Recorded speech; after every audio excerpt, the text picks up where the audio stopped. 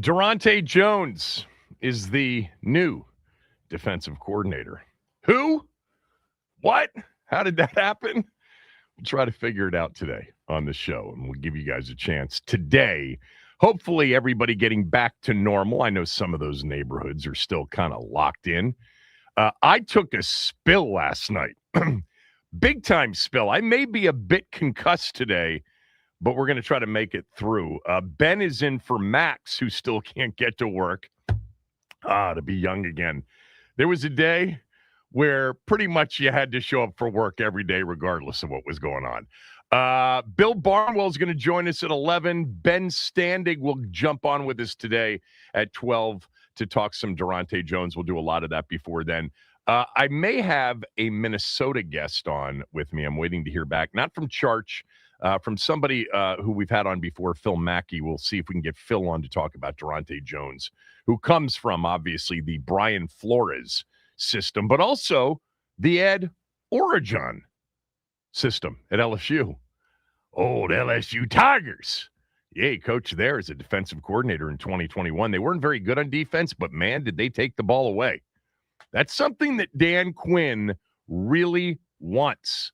Number one priority before the season started when he was on with me defensively, we've got to take the ball away. After the season ended this year, what was the biggest disappointment? We didn't figure out how to take the ball away. Well, Daronte Jones comes from a system that has taken the ball away, and he did it even without Brian Flores at LSU. Ben's in. Ben from the Junkies is in with me today. So I got home fairly late last night because I was in here doing a lot of stuff. And why deal with, the crazies on the road when you're inside and warm and working? I got to my front steps and I went down like a ton of bricks, man. Once that temperature started, once the sun went down last night, it was problematic. I banged my head so hard on the ice last night. It was like a flashback to maybe, some of those days when you played sports, basketball, football, or the sports that I played a lot of basketball where you knock heads or something and, you got your bell rung. That's the way we described it back in the day. I got my bell rung for sure last night. Also cut up my hand a little bit in the fall. But we're going to make it. We're good. But be careful out there because it's not just the weather that we had. It's the follow-up to it. It's the super cold. I mean, we were in the mid-single digits last night, and that just freezes everything up and makes it difficult for everybody. The storm this weekend is really looking more like a miss. Well, it's early to declare anything. It's only Tuesday, but there's going to be a major storm off the East Coast or inland on the East Coast Saturday and Sunday. But it's looking more and more like if there is a storm that makes it to land rather than an ocean storm, it would be more south and east of us, like in the Virginias and Carolinas, like Southeast Virginia. In the Carolinas, and maybe our eastern shore beaches of Delaware and Maryland. But right now, I'd say for us, if you're rooting for a major snowstorm, a 1 in 5 shot. 1 in 5, 20% chance. We'll have Doug on the show if it gets to the point in which those odds increase. But as of now, and the latest model runs overnight, it doesn't look that good. But things change. Last week, it looked like major snow, and then we ended up having major ice with the snow. All right. I do want to mention something real quickly before I get into Daronte Jones. No, I don't think the team is cash-strapped. Every single time we have discussed this, going back to last year's free agency period, when, let's face it, they didn't spend much. They have dipped their toes into free agency, and the deals they've done have been very low cash outlay deals. But we've talked about it a lot. I've talked about it a lot. Tommy and I, in particular, on the podcast have talked a lot about, is it possible? And I've said over and over again, it's possible, but it's a long shot. Adam Peters doesn't come to Washington to take the GM job if he's sought after, which he was, if he believes that ownership isn't going to spend. Of course they're going to spend. They're not cash strapped. I know that the clips we put out of the show, sometimes they're callers that say it, that get attributed to me. That's fine. Whatever it takes, Brian. You're doing a great job. But yes, I certainly was reminded last night, shall we say, by people in the know. We are not cash strapped. Don't even imply that. We are good to go to spend as much as we need to spend to make it right. And look, the first test of that is going to be Laramie Tunsil. You know, the Terry deal, let's face it, it was a one-year contract extension. The Cosme deal was legit, but the first real big one is going to be Tunsil.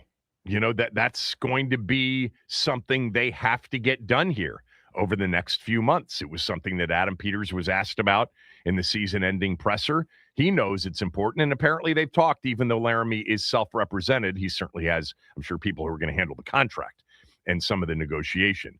But yes, that's going to be really for this ownership group, the first, I would imagine, even though Laramie's a little bit older, the first legitimate super long-term high-price deal.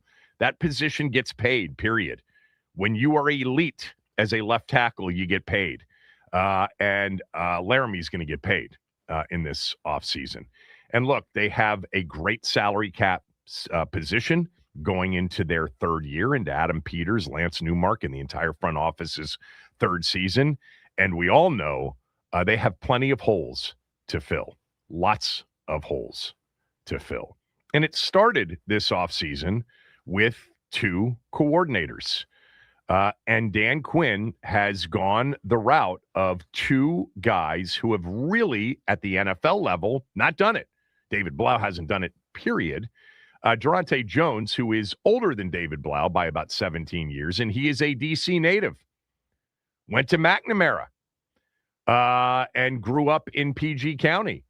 And he's coming home. He was at Morgan State as a college player. Started at Temple, went to Morgan State, was a corner in college.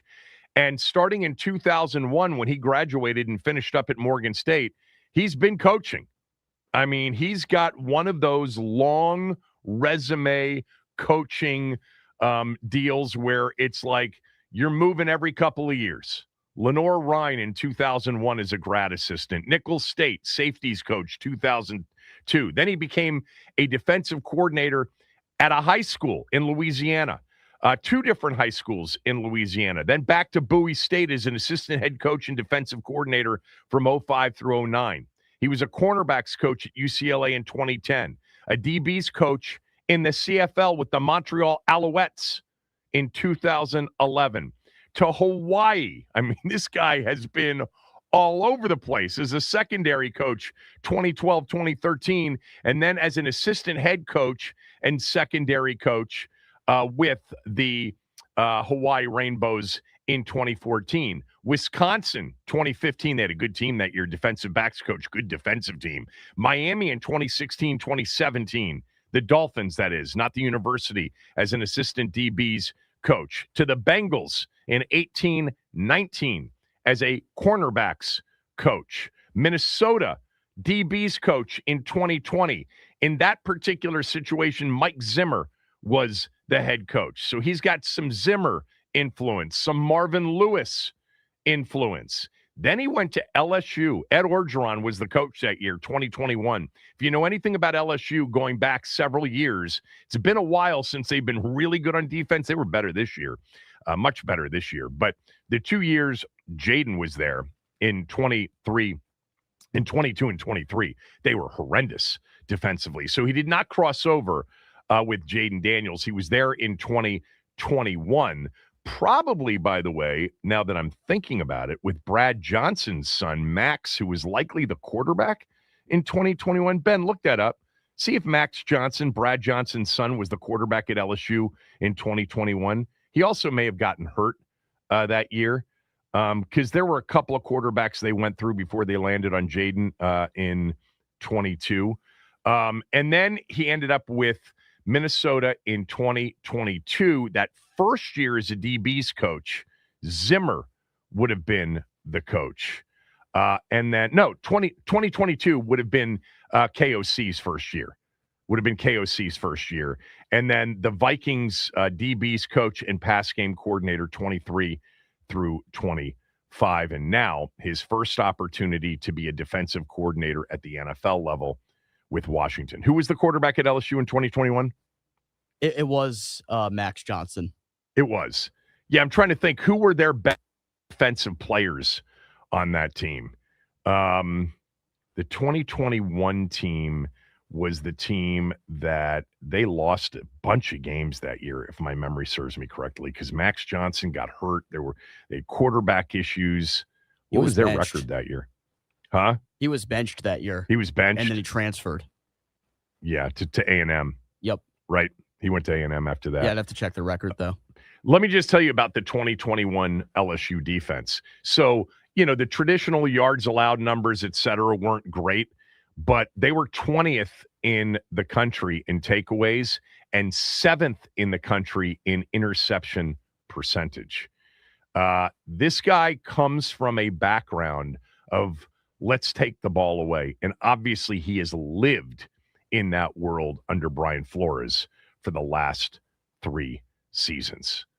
And Dan Quinn wants to take the ball away like he did when he was the defensive coordinator in Dallas, where they finished number 1 in the league 2 of his 3 years, and I think 12th in the league in the other season. So very good at taking the ball away, not so good taking the ball away in the first 2 seasons in Washington. And I think, what they would love to have in 2026, because there's a big overturn, right, in personnel. This is a pretty dire situation personnel-wise on defense. They would love it if somehow they improved significantly in terms of some of the numbers to something in the range of top half of the league or, approaching that, but that they were near the top in takeaways. Because I'm sure they feel like if we can become a team that takes the ball away with what we have at quarterback on offense, we're going to score a lot and we're going to win a lot. Even if maybe some of the other measurements of defensive success aren't necessarily great year 1. Now, let's talk about the hire because, this has been a process. Let's go through all the guys that were interviewed. Patrick Graham, Joe Cullen, Brian Flores, Jonathan Gannon, Denard Wilson, Carl Scott, Al Harris, Terrell Austin, Daronte Jones. For those of you that are going to get upset if Raheem Morris ends up becoming a defensive coordinator somewhere else, please, you have to understand, like the Mike McDaniel situation, of course, you'd be pretty naive to think that Dan Quinn, who is super close with Mike McDaniel and with Raheem Morris, has not talked to both of them. I guarantee you he's talked to both of them. With McDaniel, could be a head coach, but maybe even if he doesn't, it's Washington's not the right fit for whatever reason. His wife gets to go home to Southern California as an option. There are a lot of things. Just because you're super close personally doesn't mean you're guaranteed to work together again professionally. And that may have been the case also with Raheem Morris, where they talked about it and the risk of waiting too long or waiting too long and having it not come to fruition. I guarantee you Dan Quinn had a pretty good idea as to whether or not Mike McDaniel, if he didn't get a head coaching job, would have said yes to Washington. And Raheem Morris, if he doesn't get a head coaching job, would have said yes to Washington. Now, it's my belief that Ulbrich definitely was a candidate and a strong candidate for Dan Quinn. Along with Brian Flores and Jonathan Gannon, I would say put those 3 at the top of the wish list early on. Like, Brian Flores may have been a super reach, but remember, we had people on from Minnesota that suggested it may not work out in Minnesota for a lot of reasons that weren't football related, that perhaps, short shelf life And some in that organization were ready to move on from him. But as it turns out, he's not going to get a head coaching job, it looks like. And he signed an extension or a new contract for more money to stay in Minnesota. Jonathan Gannon just flat out had a better opportunity at Green Bay. Micah Parsons, that defense. So he chose that over here. Ulbrich was kept by Stefanski to be the defensive coordinator in Atlanta. I would say that, like, in this process, Daronte Jones was not choice number one. Doesn't mean he's going to be the wrong choice, but I don't think he was choice number one. I think the three names that I gave you, Ulbrich, Brian Flores, Gannon. Flores, a reach, pipe dream, but hey, wouldn't it be incredible if somehow it worked out? That those were probably at the top of the list. I guarantee you, I can't guarantee you. I would guess logically that Dan Quinn had conversations with Raheem, about how's it going to play out here. And they, he decided it's either not worth the wait because it may not work out. He might get a head coaching job. We may lose somebody in the process. And then, or even if he doesn't get a head coaching job, Raheem's got other plans, to go somewhere else. The Blau situation's different from Daronte Jones because Blau was always at the top of the list. Blau was always going to be the replacement eventually for Kingsbury. They always felt that, unless Kingsbury was so good, decided to continue to be a coordinator, and they couldn't do anything about it, and Blau ended up leaving. They always felt Blau was going to be an offensive coordinator. So that is not the Daronte Jones situation. Jones, you could legitimately say, probably wasn't their first choice, but here's what I've learned. The interview with him was outstanding, blew them away. They fell in love with him during the interview. And Daronte Jones interviewed with several other people. It's not like we were the only interview. People were interested in Jones off that staff. We've talked about this going back to the moment that Washington played Minnesota. That defense was sick at the end of the year. I mean, Minnesota's defense was outstanding pretty much all season long. DVOA this year, where did they finish defensively? They finished third in the league. Minnesota's defense per DVOA finished behind Seattle and Houston, third best defense in the league.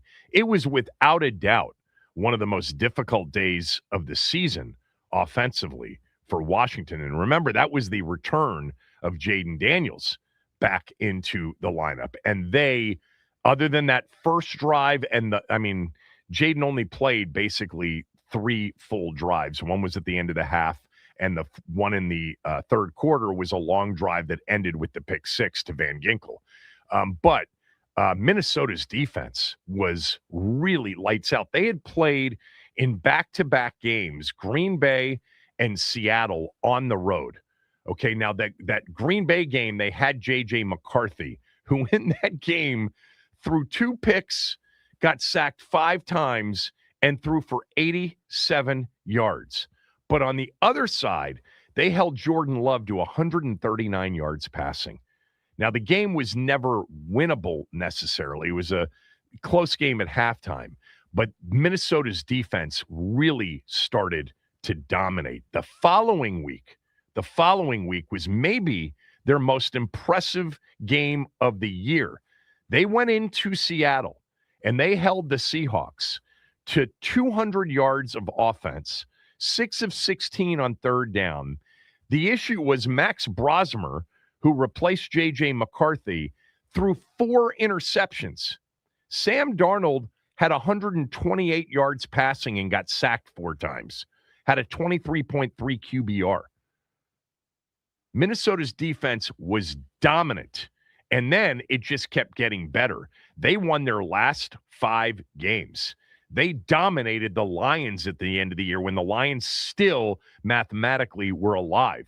Dominated Detroit, holding Detroit to just over 200 yards, 5 for 14 on third down, and 10 points.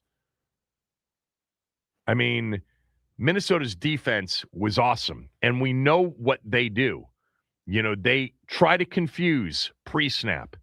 They try to use scheme to generate pressure. And then that leads often to takeaways. Minnesota defensively was nowhere near the most talented defensive team.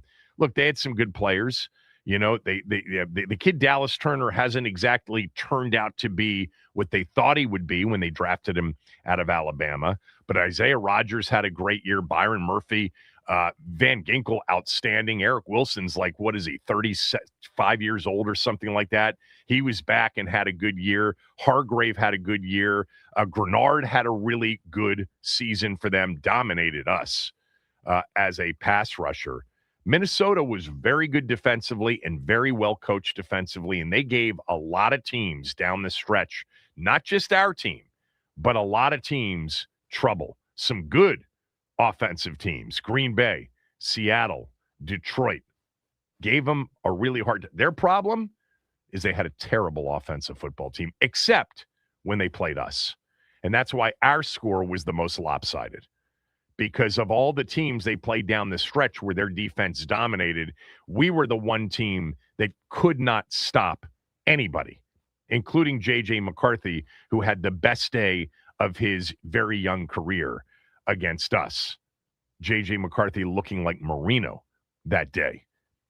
98-yard, 19-minute drives, 12-minute drives, 98 yards, right? Was that the... I always get confused here. How long was that drive? It was the longest drive of the NFL season. Wasn't it 12 minutes? 19 plays, 98 yards, 12 minutes, 1 second. It was the longest NFL drive of the season, or it was to that point. Maybe it was exceeded over the final few weeks of the season. Yeah. So where do I come down on this? Position coaches, nobody knows anything. We don't know. They know. This is one of those where when you have somebody that is so declarative in this situation about the hiring and the elevation of a position coach to defensive coordinator, and you got, somebody swearing that this is, and it's a guess. It's fine if that's the tact you want to take. I can't take that tact. I had not heard of Daronte Jones, nor had most of you until he got interviewed this past weekend by our team, the last guy interviewed. If you are really into position coaches throughout the league, bless your heart. You are way deeper into it than I am, and I consider myself to be pretty deep into it. The overall approach, though, for Dan Quinn, he could have gone to more proven guys. I guess on the offensive end, the proven guys may not have ended up coming here. I would guess that McDaniel and Quinn talked, and ultimately it was like it probably wouldn't work out even if McDaniel didn't get a head coaching job. I would certainly imagine that a guy like Kevin Stefanski may have been a possibility, but he got a head coaching job. And there were others out there, but Blau, that was the plan. Different than Jones. On the Jones front, once, we got into it, did I think that it was more likely than not that Quinn would hire a guy that had, done it before versus someone who had not done it before? Yeah, because Joe Witt Jr. had never done it before. He had never been a defensive coordinator. He had never called plays. And so, yeah, I thought that somebody who was proven, and I think that Flores and Gannon and Ulbrich were certainly at the top of the list. That would be my guess. What I've tried to find out, I don't have an answer on this, but I'm guessing that he would never have been interested in this. But I am interested to know whether or not Dan Quinn had a conversation with a guy like Sean McDermott. Quinn knows everybody and is connected to so many of these people through various spots. Not that, would he have reached out to McDermott to say, hey, during this 1 year off, you want to come coordinate the defense? Want to come call our defense? I doubt it, but I wonder if he had a conversation with McDermott. But I do feel confident that Gannon and Flores and Ulbrich were certainly guys that they absolutely would have hired had they been able to. Ulbrich, they couldn't. Flores stayed in Minnesota. Gannon, went to a much better situation in terms of what they're able to do right from the jump defensively next year. With the defensive talent that they have and with Micah Parsons, coming back, that's always a question as to the timetable and what kind of player will he be, but he'll probably still be very good. So the Jones thing, to go with somebody who hadn't done it before, yeah, I'm surprised at that. I am. But ultimately, who was left that's done it before? Denard Wilson took the gig in New York. Clearly, Patrick Graham, they interviewed him from the jump, doesn't sound like he was a strong possibility. And then, the Joe Cullens and the Carl Scotts, I guess Cullen had been a DC previously, Al Harris, Austin, they interviewed. They went with a guy that has a lot of promise, that people around the league seem to really think highly of, and comes from a recent background of taking the ball away, which is at the top of the list for Quinn. And I'm going to tell you this because this is something that I think we can say together in a very strong way. They're only going to take the ball away if they can find some pass rushers. They've got to find some pass rushers. They have to be a different team with their pass rush. They've got to be more disruptive. They have to find an A player on defense, if not two of them. Big offseason, because no matter how promising Daronte Jones is, and welcome home to Daronte Jones, born in Capitol Heights, PG County, back in 1978, 47 years old, went to Bishop McNamara, football player in college. And man, that is a long 25-year coaching resume. So interesting, the life coaches choose to lead. They know when they start that process that if they're ever going to get to where they want to get to, it's probably going to include double-digit stops and moves. Different lifestyle. He has grinded away for 2 full decades, 2.5 full decades. And he has finally landed in a spot. And I'm excited to see what he brings. I do like the scheme he comes from, but I have no idea if Quinn made the right call or not here. The only thing that you can, have an opinion about, strong opinion about, is whether or not you think he should have gone unproven at the two coordinator spots. Now, he was a defensive coordinator in college at LSU, did a pretty good job, but not at the NFL level. 301-230-0980, 301-230-0980. Your reaction to Washington's defensive coordinator hire, Daronte Jones. Phone lines are open. It's the Kevin Sheehan Show on the Team 980, theteam980.com. We're free and live if you download us on the Odyssey app, and you can watch the show on the Team 980's YouTube channel. Hit the subscribe button and hit the like button when you get there.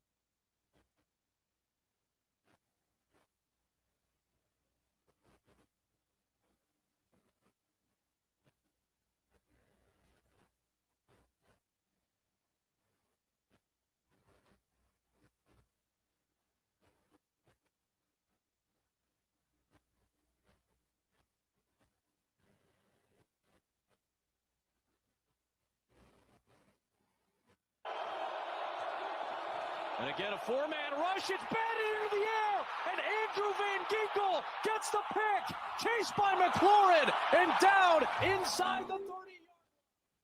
That was the play that Jaden Daniels got hurt on, chasing Andrew Van Ginkel down. Seemed to check in the direction of Van Ginkel, something we talked about the week leading up to that game. Whatever you do, don't throw a screen, especially a bubble screen, anywhere near Andrew Van Ginkel. He had, remember, the pick six against Sam Howell in 2023. What a player he is. Look, they had decent talent, much better talent than Washington had. Minnesota did. But, during Brian Flores' 3 years in Minnesota, they were far from the most talented team on defense. But, man, did they get some results. In 2024, the number that I want you to focus on would be 16. The 16 comes from Minnesota leading the league with 33 takeaways. Washington in the bottom third of the league with 17 takeaways. 16 more takeaways than Washington in 2024. And then this past year, the number would be 11. Washington near the bottom in takeaways this year, as in next to last in the NFL. The Jets, it's really remarkable that the Jets played 17 games and only had 4 takeaways and not 1 interception in 17 games. Aaron Glenn and his New York Jet defense didn't have 1 pick in 17 games. Washington was next to last in takeaways in 2025 with just 10. Minnesota in the top third of the league with 21 takeaways this year. So 11 more. So Dan Quinn would love to eliminate that delta between Minnesota's takeaway count and Washington's takeaway count since he's been here. The interesting thing is, if you go back to, say, 2023, when Daronte Jones was in Minnesota with Flores in his first year, that was, of course, Dan Quinn's final year in Dallas, But the 2023 regular season saw Dallas finish 12th with 26 takeaways, and Minnesota in that first year actually had fewer. But man, they didn't have anything that first year. But by the time they got to year 2 and 3 under Brian Flores, with Daronte Jones coaching under him, they were a takeaway machine. And I'm telling you that is the driving force in the decision-making process. This is what they talked about. Joe Witt Jr. talked about. They live for taking the ball away. Of course, we all know as NFL fans, turnover margin is at the top of the list. And if it isn't, it's number 2 on the list. But it's probably the top of the list in terms of traditional numbers that tell the bulk of the story. And having more takeaways than giveaways and being on that positive side of the turnover margin gives you a much better chance of winning more games than losing more games. And if you're at the very top of that list, like the Chicago Bears were this year at plus 22, or Houston was at plus 17, they were number 2, or Jacksonville at plus 13, Pittsburgh plus 12, Rams plus 11, Bucks plus 7, Eagles plus 6, Atlanta plus 5. That's the first team. Oh, no, Tampa did not make the playoffs. My fault. So the top 5 in turnover margin, all were playoff teams. 6 of the top 7 were playoff teams in turnover margin. And then after that, really, the turnover margin gets down into the plus 3s, plus 1s. Yeah. The bottom teams, the Jets, Washington, Minnesota, Dallas, the Raiders, the Browns, no playoffs for them. So this is what Quinn talked about after when they got hired. He emphasized it over the summer last year, right before the season started. I remember saying to him, what are the things that you need to see from your defense that you didn't get last year? And he said, we've got to take the ball away, have to take the ball away. And then he also said, we've got to tackle better and more consistently. And then at the end of this season, in that season-ending presser, take the ball away. It's the biggest disappointment for Dan Quinn defensively in the first 2 years.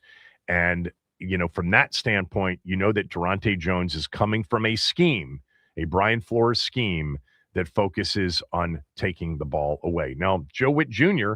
Had he been hired to be a defensive coordinator somewhere else, somebody would have said about him, he comes from Dan Quinn's scheme in Dallas, where the focus is on taking the ball away. And Joe Witt Jr. in his introductory press conference as a DC somewhere would have said, we're going to take the ball away. Didn't happen. And it doesn't guarantee, because Daronte Jones came from Brian Flores' scheme in Minnesota, that it will happen.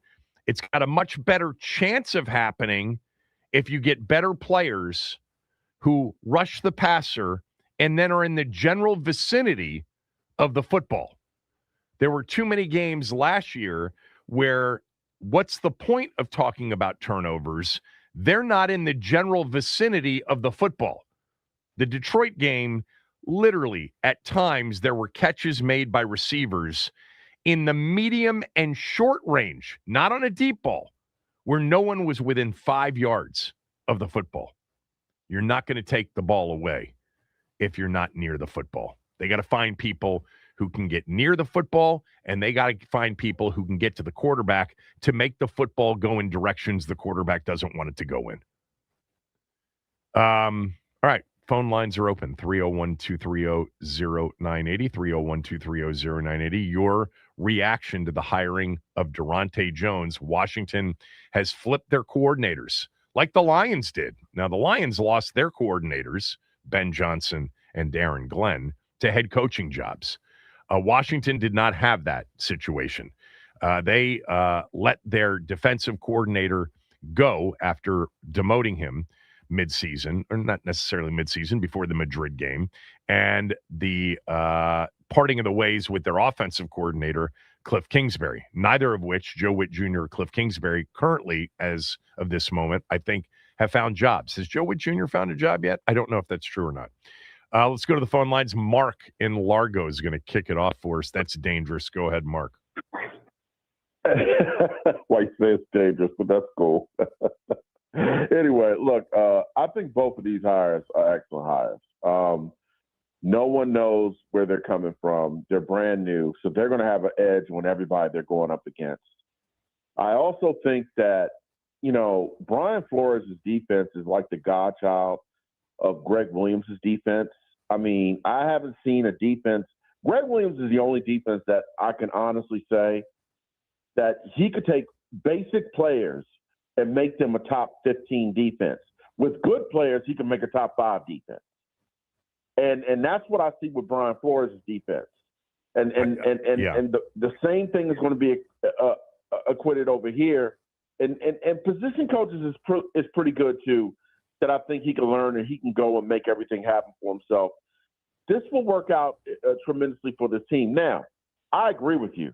They got to get talent on both sides of the ball, Kevin. On the defensive side, you got to get a defensive end. I think you have to make a decision on what you're going to do with. I mean, maybe you can move Newton if you don't feel like he's a good fit. Maybe you can move him, get some more draft picks if you're going to keep Bain. Don't know if that's going to happen. If you move on from Johnny Newton after the second year, who's going to give you draft picks for him? You just said picks. There we go. I mean, come on, let's have a real conversation. You're not getting picks for Johnny Newton. Okay. If you get picks for Johnny Newton, I'm moving him today. Okay, Kevin. Let me ask you this. Let's look to the other side. Would you consider calling Buffalo and going for Keon Coleman? Man, I'll tell you what, you love the dudes that have underachieved and have red flags all over them. That's the Kyle Pitts, Kevin, the receiver from Jacksonville, Brian Thomas, and now Keon Coleman. Here we go. This is what you do. Look, you might be right. I'm not saying you're wrong. I'm just saying that seems to be what you prefer. You prefer the guys that where they've been, the people don't like them. Okay, I mean, the owner threw Keon Coleman under the bus last week. That's the reason why I don't think he can play for Buffalo no more. Yeah. You cannot bring him back to the Bills next week. What about Keon Coleman's performance his first 2 years intrigues you? Okay, I'm not saying that he's not going to break out in year 3 or year 4. It happens all the time. Kevin, they said the same thing about Stephon Diggs, and he's playing in the Super Bowl. They did? They said the same thing about Stephon Diggs? They said the same thing about They- Stephon they Diggs. ran Wasn't he him out pretty of good Buffalo. right from the jump? Right, but they ran him out of Buffalo. So I mean, Oh, I see what you're just saying. think a Yeah, change- but it's not exactly the perfect apples to apples I comparison. just I got to think a move on. change of I got to move on. scenery- Thanks. Let's go to Jason. Jason, go ahead. What do you make of the Daronte Jones hire? First, when I first read it, it was very. I was just mad of it because I thought he would go with someone proven, but he didn't. I just think this regime right now is going for the cheaper too. Now I get everything. He might be unknown, and he comes from Brian Flores, but I just think they didn't know what to do, and they went with an assistant of one of the best defensive play callers in the league. So I mean, they took a chance. I don't think they should have took that chance, but just like with the offensive coordinator, they're going younger and they're trying to build a tree. I guess I don't know. But They're do trying you to agree build that it. it's kind of the They're building a tree. They planted a tree, two of them, right there in the front of the building. And we just hope they sprout and they grow into beautiful, big, healthy trees. I mean, it takes a while for trees to grow, as we know. I don't know if there's enough patience for it. Look, your first reaction, Could you answer Jason. this for me? Go ahead. Go ahead.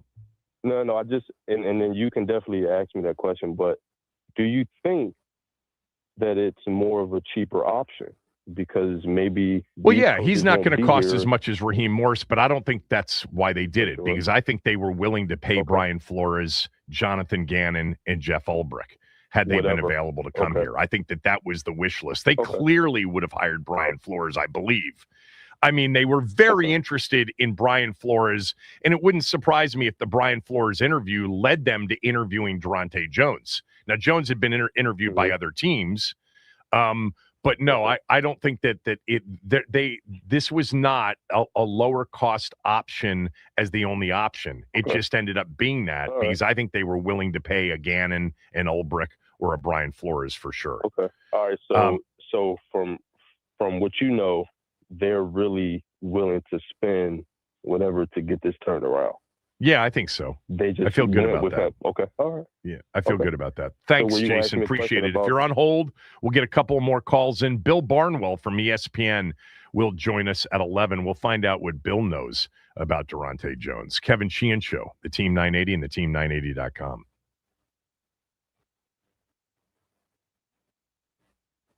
I'm Ben Strober, and here's what's trending on the Team 980. The Commanders' search for the new defensive coordinator came to an end last night. The team hired former Minnesota Vikings defensive game passing coordinator Daronte Jones.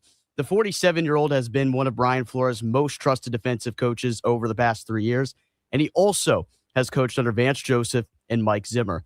The Vikings were number one in the league in interceptions in the 2024 season and number one in fumbles recovered in 2025. Seems like an ad that could help a Washington team that has finished second to last in the NFL in takeaways this year. In the NBA, the Wizards look to avoid a 10th loss in a row tonight. Deni Avdija returns to D.C. as he and the Portland Trail Blazers battle the Wizards tonight at 7 p.m. This update is sponsored by the Team 980 YouTube page. Just open the app, type in the Team 980, and hit subscribe. Kevin Sheehan is live every day from 10 to 1, and you can catch programs like Take Command throughout all of the offseason. Don't forget to hit the like button whenever you decide to join us and turn on notifications to stay up to date on all things DC sports. And that's what's trending.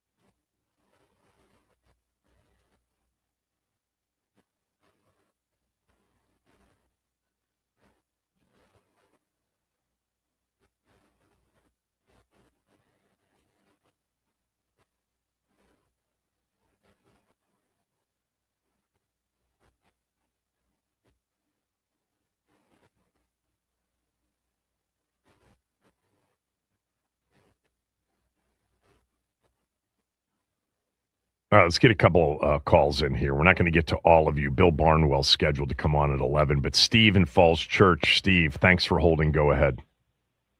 Hey, Kevin. I have been listening to your show for at least 10 years, and I'm a first-time caller, but I wanted to say thank you so much because I'm on the road most of the day for my job, and I listen to you every day, and your show and listening to you makes my life so much better and happier. So I wanted to say thank thanks, you, Steve. first of all. I appreciate that. What do you got?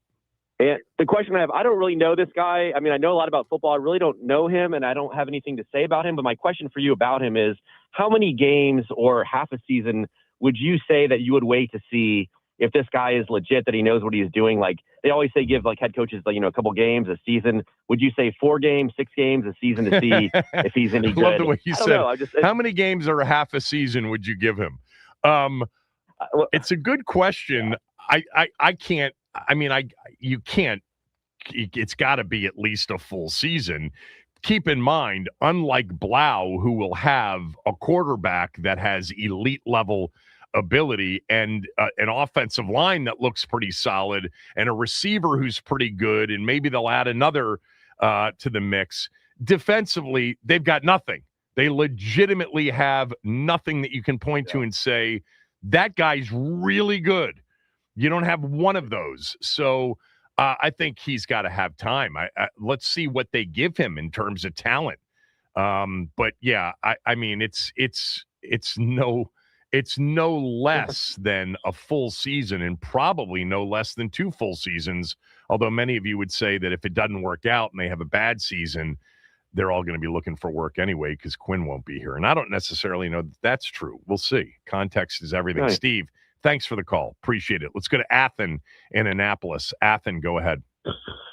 Hey, Kevin, as you know, when you go on a job interview, the employer asks questions and the prospective employee gets to ask questions. And I think this guy and many others have been asking the team, to your point with the previous caller, what are you going to give me to do my job so we can be successful? Because you mentioned Payne yesterday, and they're going to keep him and possibly pay that $28 million.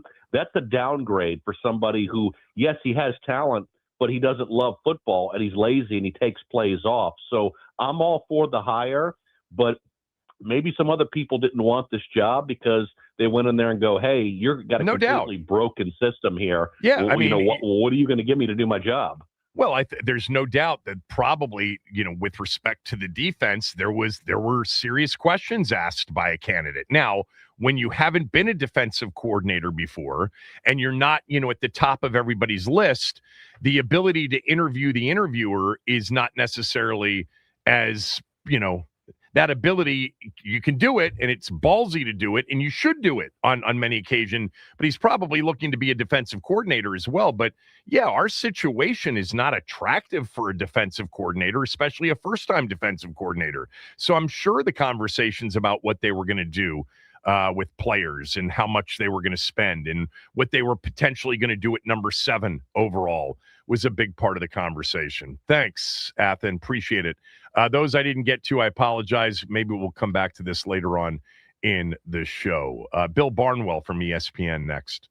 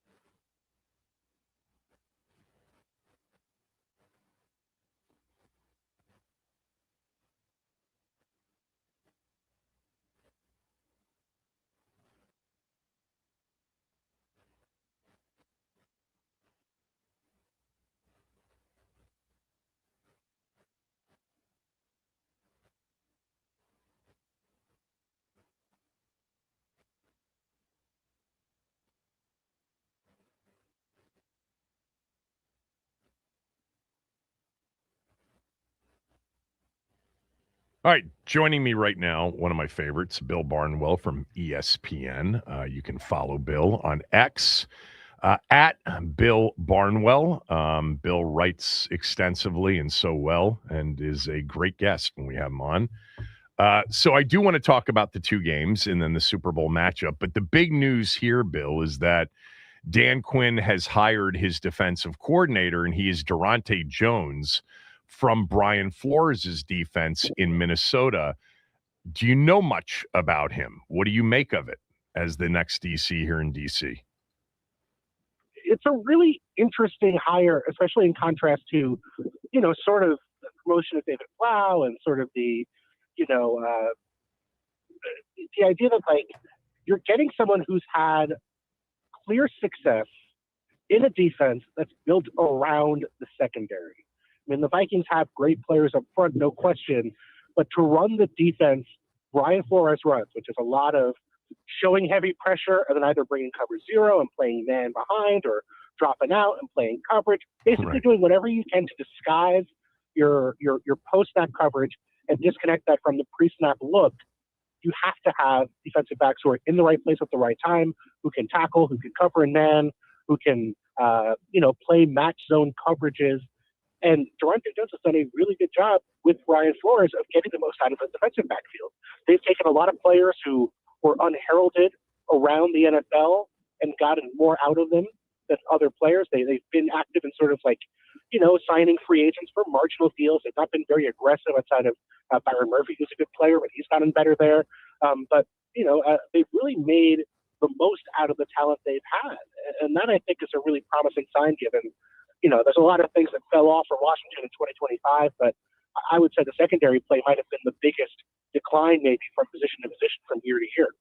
Yeah, I'm looking for something you wrote that I referenced a few weeks back about how essentially when they lost Dorrance Armstrong in week 7, it was the worst defense in the NFL from week 8 on, and it wasn't even close. Eesh. And watching it, I forget specifically what numbers you had, but I remember referencing that. Do you remember what it was? Mm-hmm. I don't remember the exact numbers, but I mean, you don't have to convince me. It's not like something where, the tape looked like they were great and the numbers said they were bad, Kevin. Yeah. I mean, whether they were 30th, 31st, 32nd, they just didn't have anything to fall back on. There was nothing they did well enough to say, okay, at the end of the day, we can play, soft zone coverage and keep you from scoring touchdowns. We can play man and maybe we'll force a pick or two. Maybe we're good against the run and so we're going to stop you that way. They just didn't do anything well. And so they kept fluctuating from week to week, trying different things, none of which unfortunately succeeded. Yeah, there was nothing misleading about any of the horrible numbers. We sat here and watched it every week. And I think in all of my years of being a fan of this football team since I was born, it's the worst defensive football team in franchise history. I believe that. And here's something, and I'm curious as to what you kind of think, because you study these things. Even if they had stayed healthy, and we know that they were, ravaged by injuries worse than any team in the league, both sides of the ball, I still don't think it was going to be a good defense, even if Dorrance Armstrong and Dietrich Wise and Marshawn Lattimore and Trey Amos, et cetera, if they all stay healthy, I still don't think it would have been a very good defense.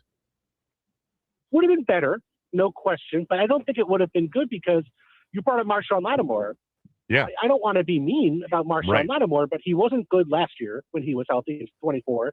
He wasn't good this year in 25 before he got hurt. I mean, it was not just an injury thing. Even the guys who did stay healthy, a lot of them did take a step backwards. Mike Sainristil, really impressed with him as a rookie. He just was not as good in 2025. Noah Igbinoghene was out of the lineup and then wasn't the same player when he was on the field this year in 2025. Bobby Wagner, who, Hall of Famer, but that step he might have needed in his mid-30s, he might have lost that from year to year, and teams were really able to exploit that. And there was, a roster construction question heading into this season. You go back to the offseason, there were questions about, well, you let Dante Fowler go, and I understand that. He's a kind of had a career year, but they did not really have the edge depth you would have hoped for. They went out and signed Javon Kinlaw, who's not a bad player, but just defensive tackle wasn't really their biggest need. And so even looking at their roster heading into the year, it would have been fair to have questions about the defense. Now, I didn't think they were ever going to be as bad as they were, and the injuries played a big part. But I do think this was a defense that it would have been really difficult to imagine it being a very good defense, even if everyone had stayed healthy. Yeah, I think the one area, Bill, and I think it was an emphasis, which is why they signed Kinlaw, why they signed Dietrich Wise. They were so horrendous against the run, and it really got exposed in the Philadelphia game, in the NFC title game, and they just wanted to get bigger and much better on the edge. And actually, Wise was, for about 2 games, an improvement on the edge as a run stopper, but then it all fell apart. One of the things that Quinn has talked about since he got hired and had Joe Witt Jr. as a defensive coordinator, and when the season was over, is Quinn was really good in Dallas at taking the ball away. They finished top in the league twice, 12th, the third season he was there. And this is something that Brian Flores' scheme has done very well. In your study of takeaways, how much of it is truly by design versus randomness? This is a great question. I love this question. Very few people would ask me this question. It's really smart. I'm really happy you asked me it.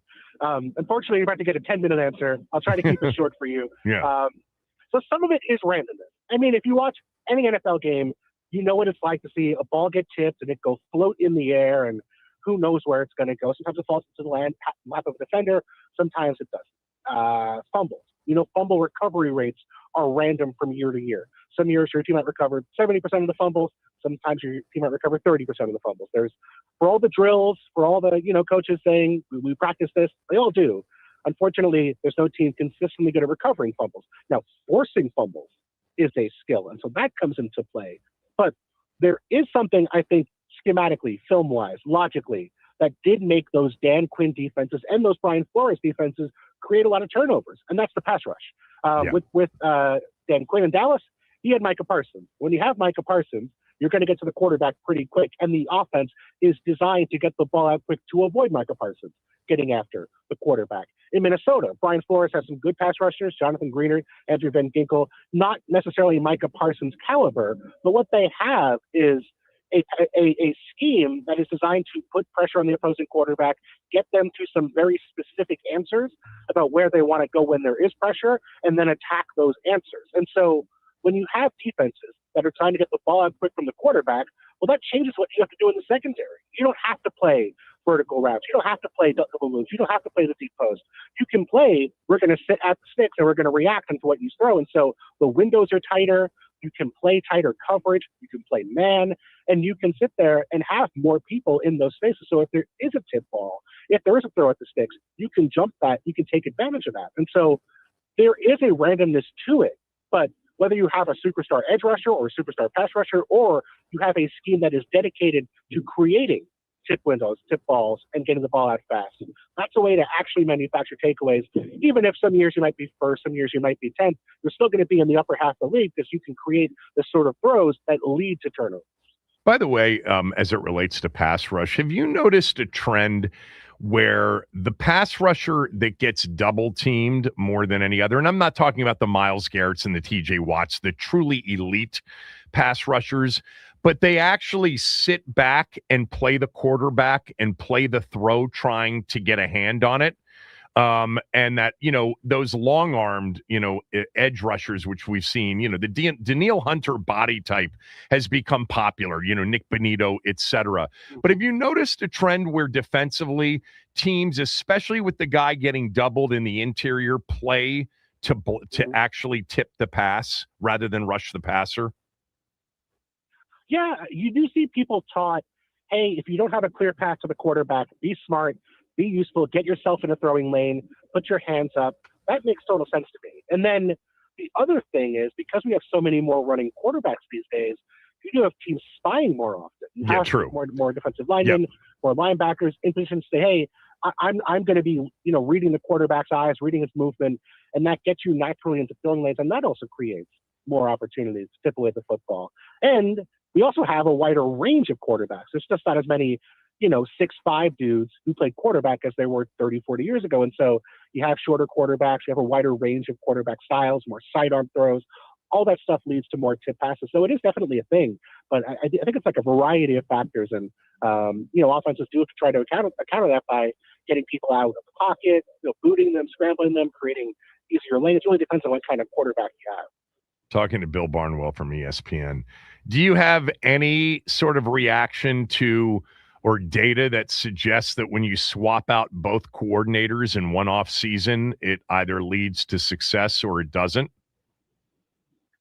I haven't looked at it. I will say that it probably does not bode well, just because if you had good coordinators, you wouldn't be firing them or moving on from them. So it's probably like a move you make as a desperation move. But there are examples of it working. I mean, I go back to the Eagles a couple of years ago, of course, where they went out and they fired Brian Johnson. They had Sean Desai, and they had Matt Patricia as their defensive coordinator. They moved on. They hired Kellen Moore. They hired Vic Fangio, and you saw what happened. And they won the Super Bowl. So it really is, I think, team dependent. With Blau, I don't think there's going to be a significant change. I guess we'll find out, but I don't think they're going to be running the wishbone with Jaden Daniels now suddenly. I think it's going to be a similar-ish style of offense, maybe some refined changes, but I do think it's going to be relatively similar. But then the defense, I think, is going to be the more dramatic shift, the more dramatic stylistic shift from maybe what Dan Quinn was running in years past. And I think that's probably maybe the higher variance thing. I think it's sort of like Philadelphia, where when Nick Sirianni brought in Kellen Moore, they changed the offense a bit, but it was still a Nick Sirianni offense. It wasn't like they, totally changed their style and their form. They got Saquon Barkley, and that changed what they did because they suddenly had an MVP candidate at running back. But I do think there's going to be changes, but it really depends on, sort of all the other factors and sort of how good you feel about the roster and about the coach, independent of the coordinators as well. Were you surprised that they moved on from Kingsbury? It was one of those things where before the year we were talking about, hey, the sort of a nightmare scenario for the Commanders is they're this year's Texans, which turned out to be less of a night. They were worse than I thought. But this idea that, after 1 year in Houston, Bobby Slowick had been the sort of like hot OC. He was a head coaching candidate. And then a year later, because the offense struggled, they fired him. And I sort of thought about that with Cliff before the year, but it was, to me, it was more like a combination of Cliff can be,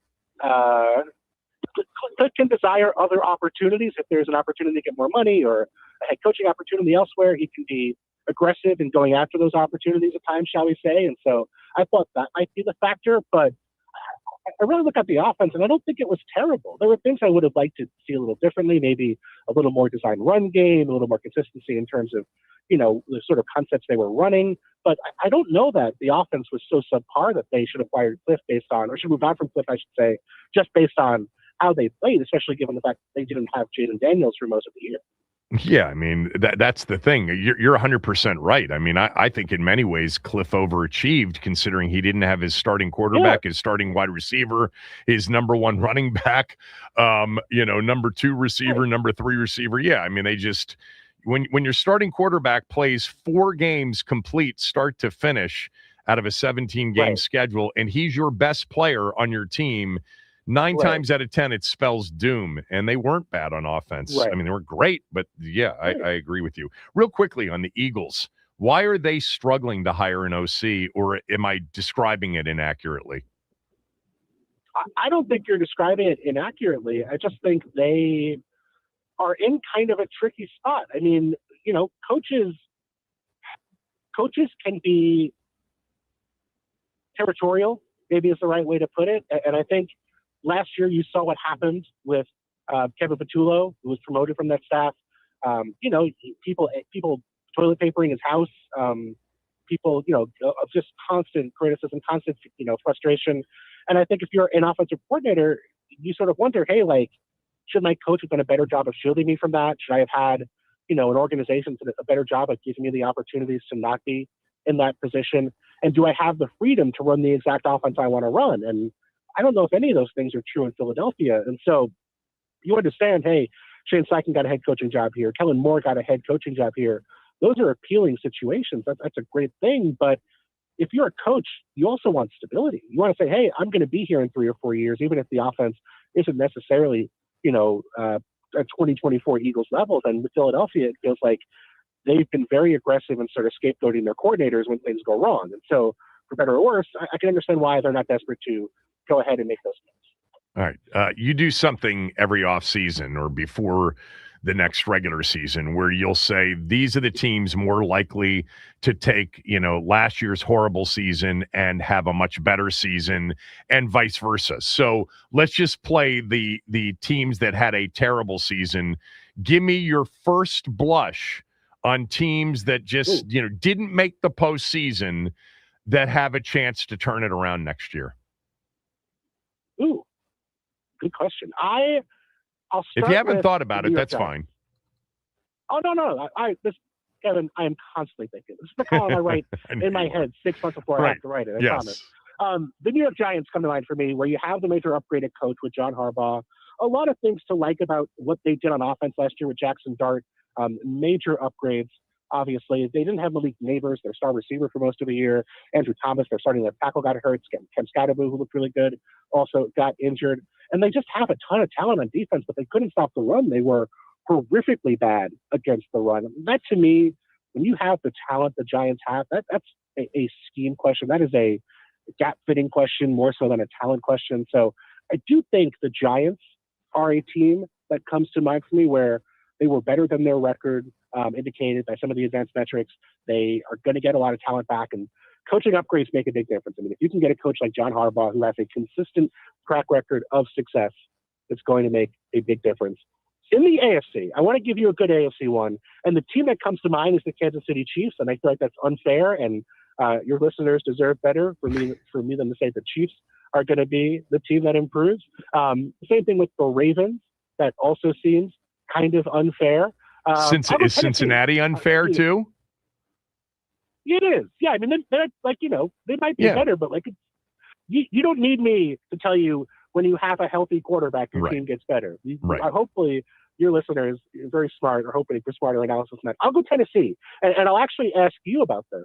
When I'm thinking, okay, what is the team that could be this year's Patriots, where there's a little bit you like there, but the record wasn't very good. Maybe the coaching wasn't up to expectation. They have a ton of cap space this offseason. If they can go out and sign a half dozen players who make their roster better, if they have a good draft and they hire the right coach, could they be the team with Cam Ward where they take a major leap next year? I do feel like if I had to pick a team to be this year's Patriots, maybe not to make the Super Bowl, but just to make that major leap from the bottom of the division to potentially competing for a division title, I think that Tennessee would be the team I would choose.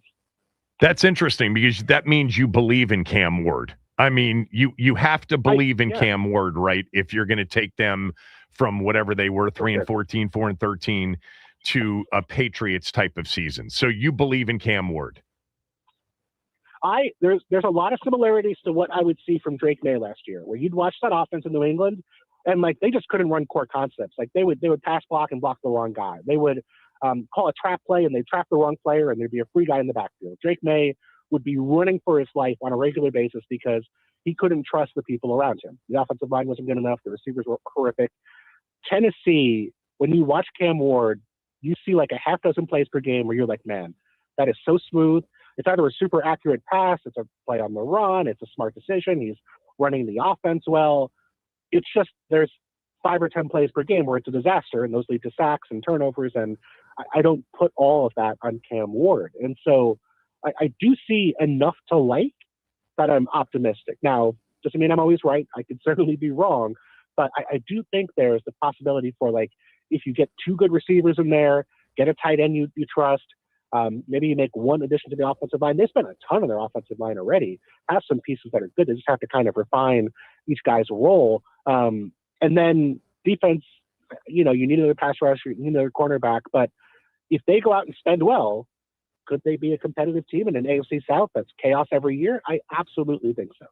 I do think this. I think they have a very, and it's not underrated to you or to me, but for the general NFL fan, I think they have a very unheralded superstar defensive player in Jeffrey Simmons. Yeah. And I think he's been that for a while, but this year he was insanely good.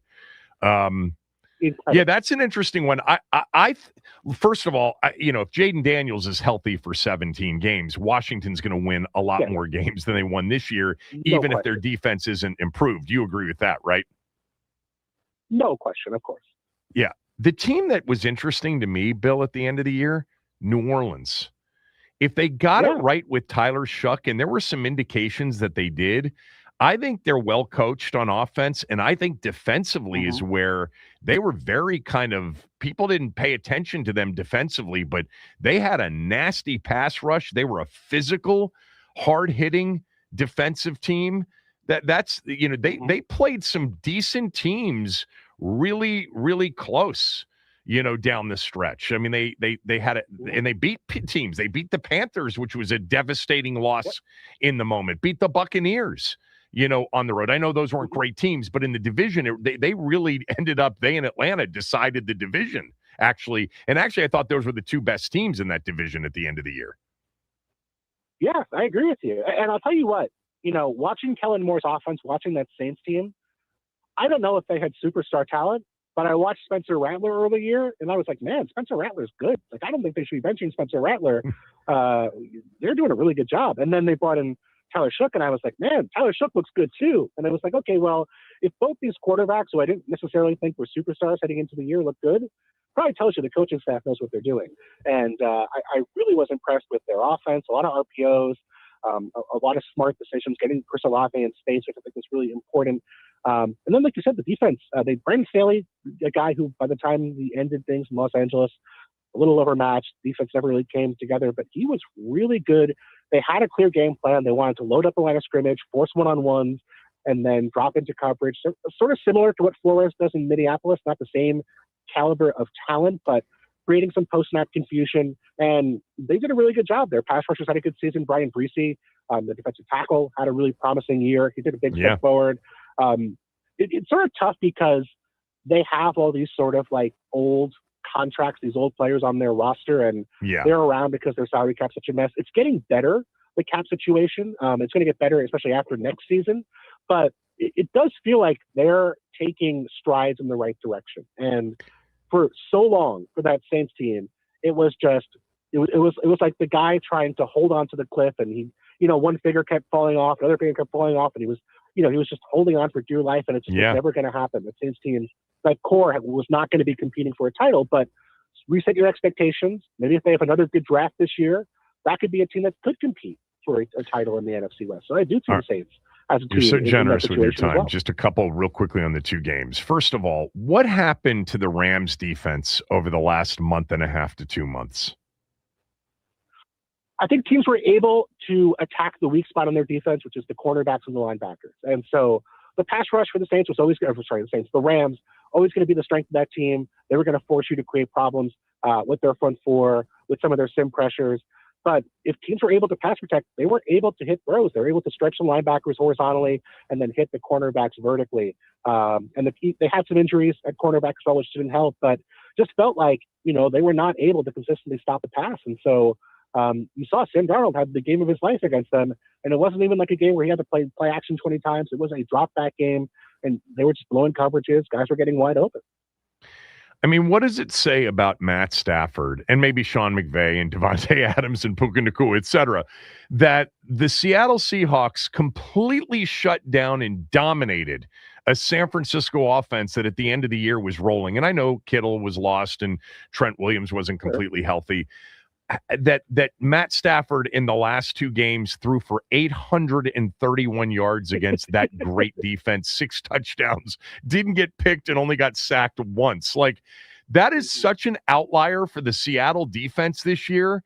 I mean, how do you describe the Rams' success, Stafford's success against that defense in its last 2 games?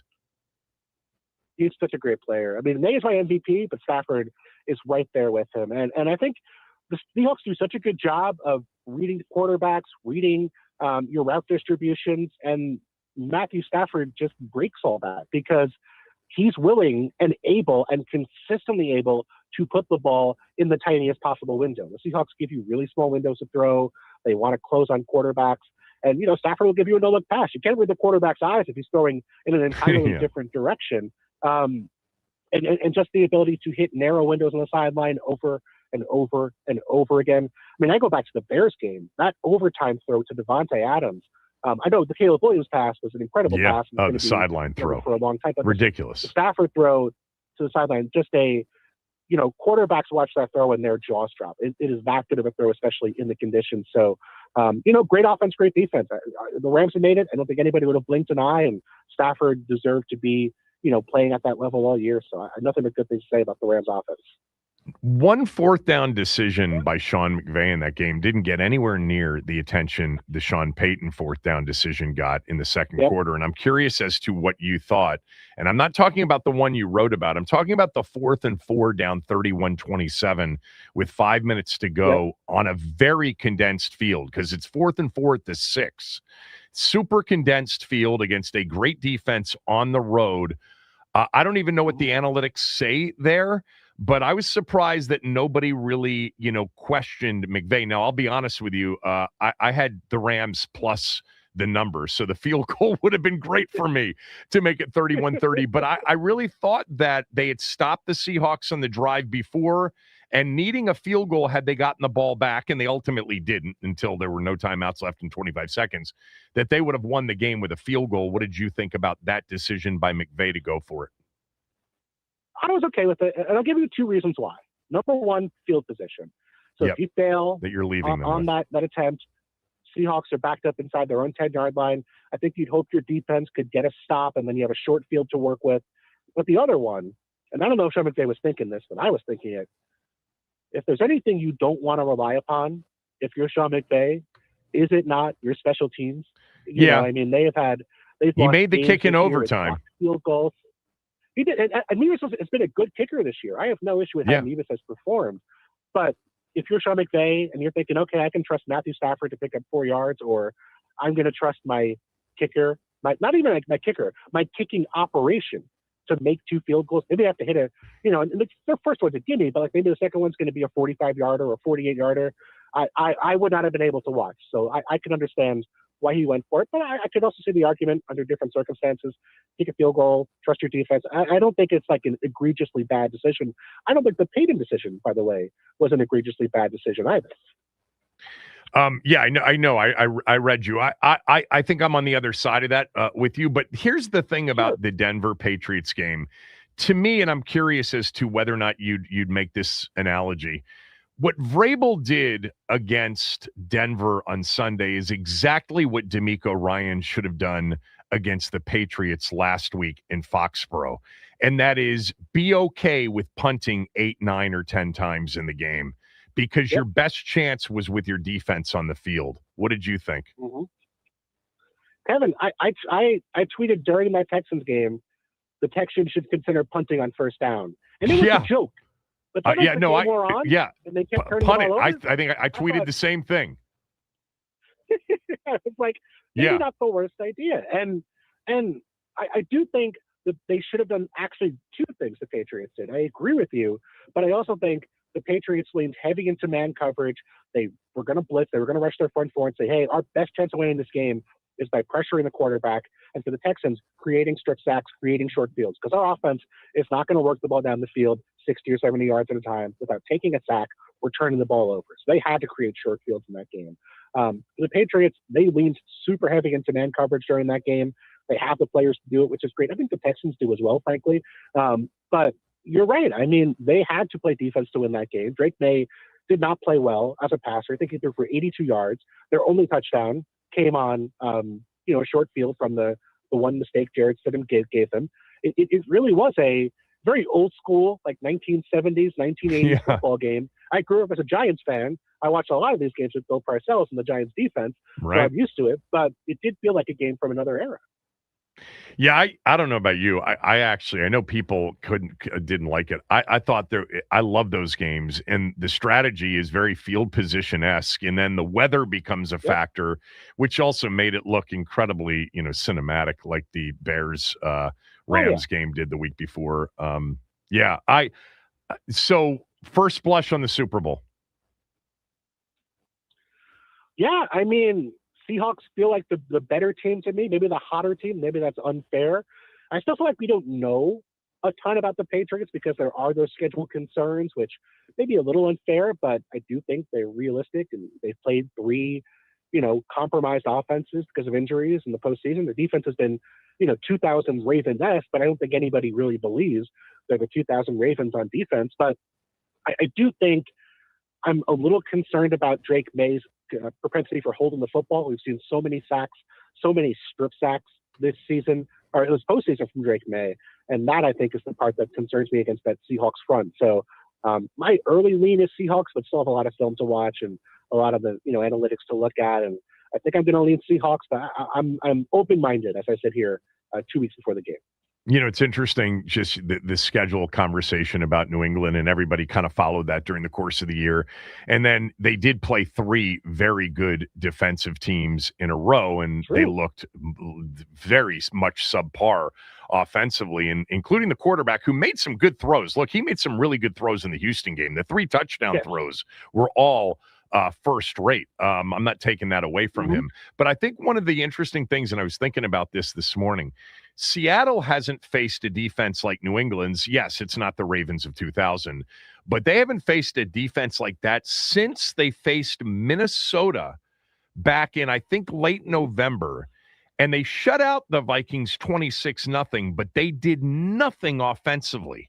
It was all Max Brosmer throwing 4 picks in that game to Seattle's defense. So I think, they've had the Rams defense struggling. The 49er defense obviously was a sieve, towards the end of the year.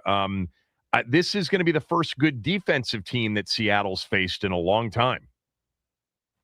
And they match up well to me against Seattle because, of course, what you want to do against the Seahawks is take away Jackson Smith and Jigba and force Sam Darnold to go elsewhere. And that's something the Patriots have the dudes to do. Christian Gonzalez is a very good cornerback. Carlton Davis is really good. They can play man across the entire field. And so there's that classic Belichick style defense, right? He always wanted to double the other team's top receiver, bracket them in and out, take them out of the game, take his best cornerback. He would use his second best cornerback for the bracket, take his best cornerback, put him on the second best guy, take that guy out one-on-one because you say, okay, we have an advantage there, and then hope that he's going to win everywhere else across the field with having the top 2 guys in the offense taken away. And I would hardly be surprised if Mike Vrabel went out and did that in this game. Double Smith and Jigba with Davis and a safety help over the top. Put Cooper Kupp against or Rashid Shaheed against Christian Gonzalez one-on-one, and then think, okay, we're going to force Sam Darnold to hit his tight end, his running backs, and his third receiver, Jake Bobo, over and over and over again, and we think we're going to win if we can pull that off. Thank you for doing this, and thanks so much for the time. I know you're busy, and I appreciate it, and I always enjoy the conversation. Hope you're well. Let's do it again soon, maybe before the draft. I love talking ball with you, Kevin. Anytime. Bill Barnwell, everybody from ESPN. Kevin Sheehan Show, the Team 980, and the Team980.com.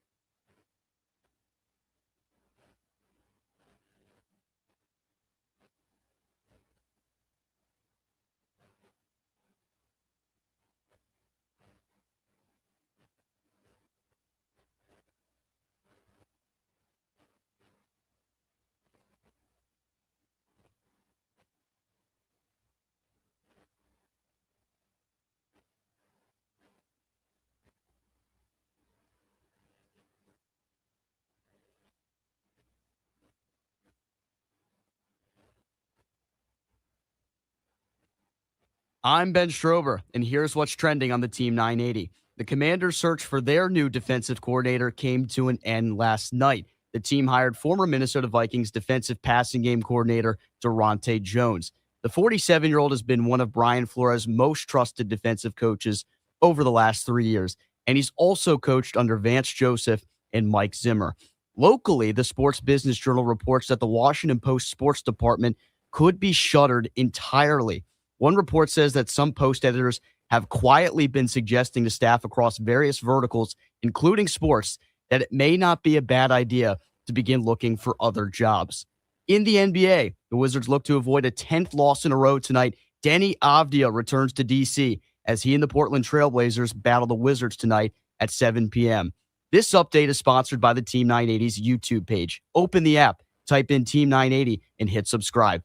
Kevin Sheehan is live every day from 10 to 1, and you can catch programs like Take Command throughout all of the offseason.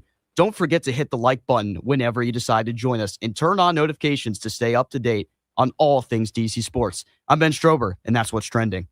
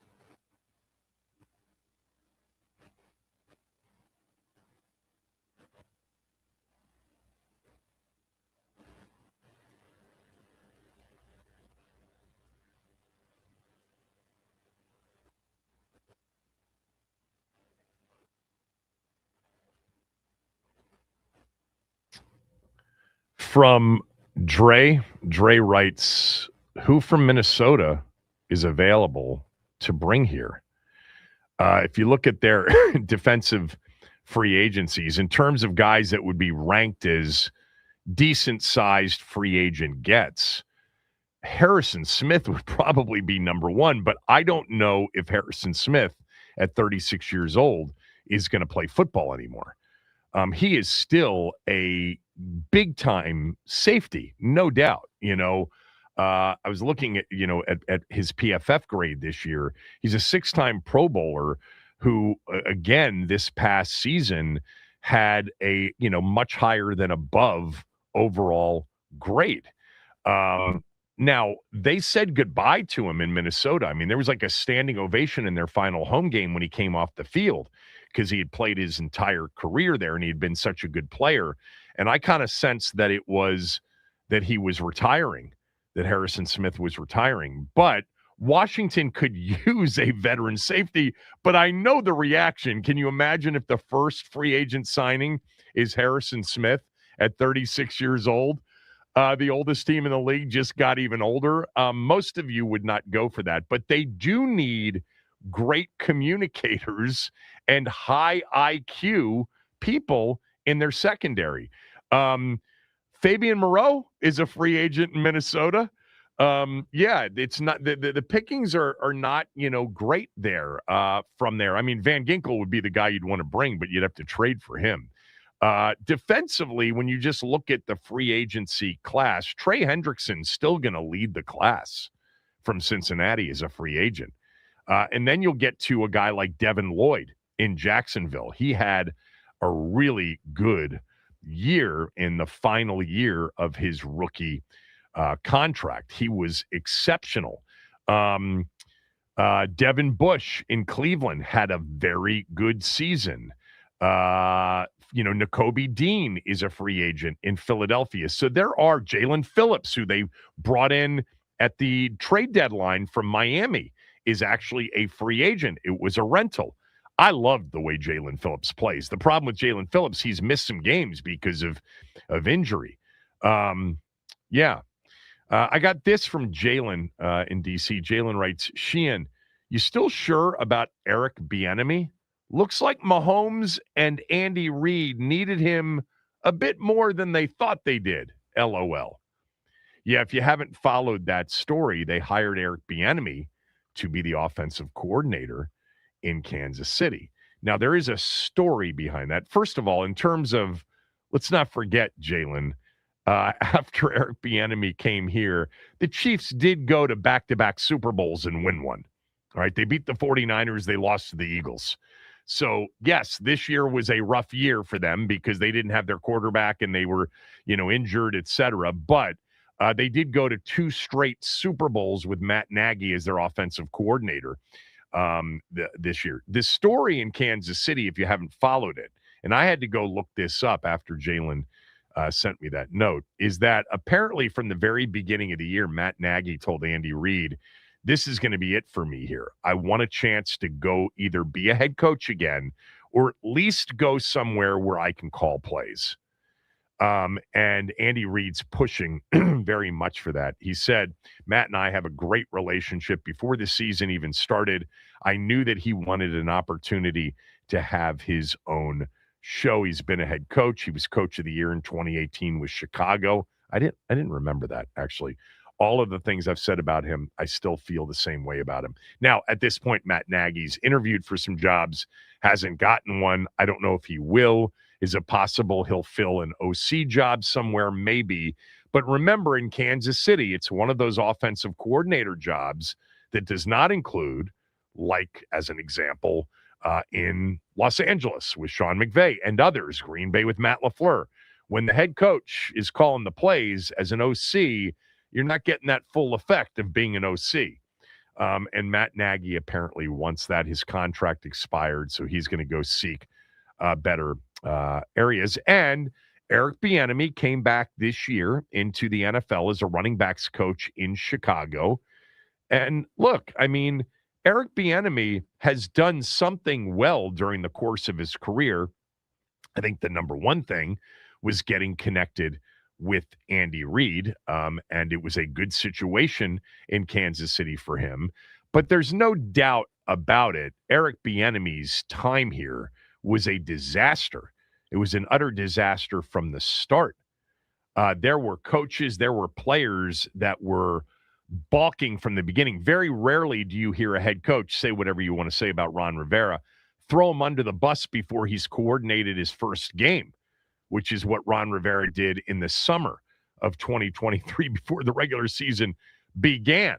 And, you know, you talk to a lot of people and they'll tell you it was miserable with Bieniemy out there and that it wasn't a good situation. And clearly the offense was a problem. But he's got this very strong relationship with Andy Reid. He has a very strong relationship with Patrick Mahomes. He's not going to be, you know, a play calling offensive coordinator, but he'll have that OC title, which is what he had in those final few years in Kansas City before he got the job here. But in terms of, you know, you still sure about Eric Bieniemy? The answer is yes, Jalen. I am, and apparently so was the entire NFL with the exception of the Kansas City Chiefs. Like I said back then, if you don't see the red flags around this hiring, you're not paying attention. He interviewed so many times for so many jobs, offensive coordinator, head coach, and nobody offered him the gig until Washington did. The idea that so many were like, this is an unbelievable get. This is an incredible coup. How did they get Eric Bieniemy? Well, the reason was no one else wanted him. This was the only opportunity he had. It was the only offer he had. But look, if he is in that situation in Kansas City, that's the best situation for him. Kudos. I mean, he's clearly doing something right, just as a head OC type. That wasn't the job for him, clearly. What a running back he was at Colorado under those great Colorado Mike McCartney teams. He was really good. All right. Ben Standig on Daronte Jones next.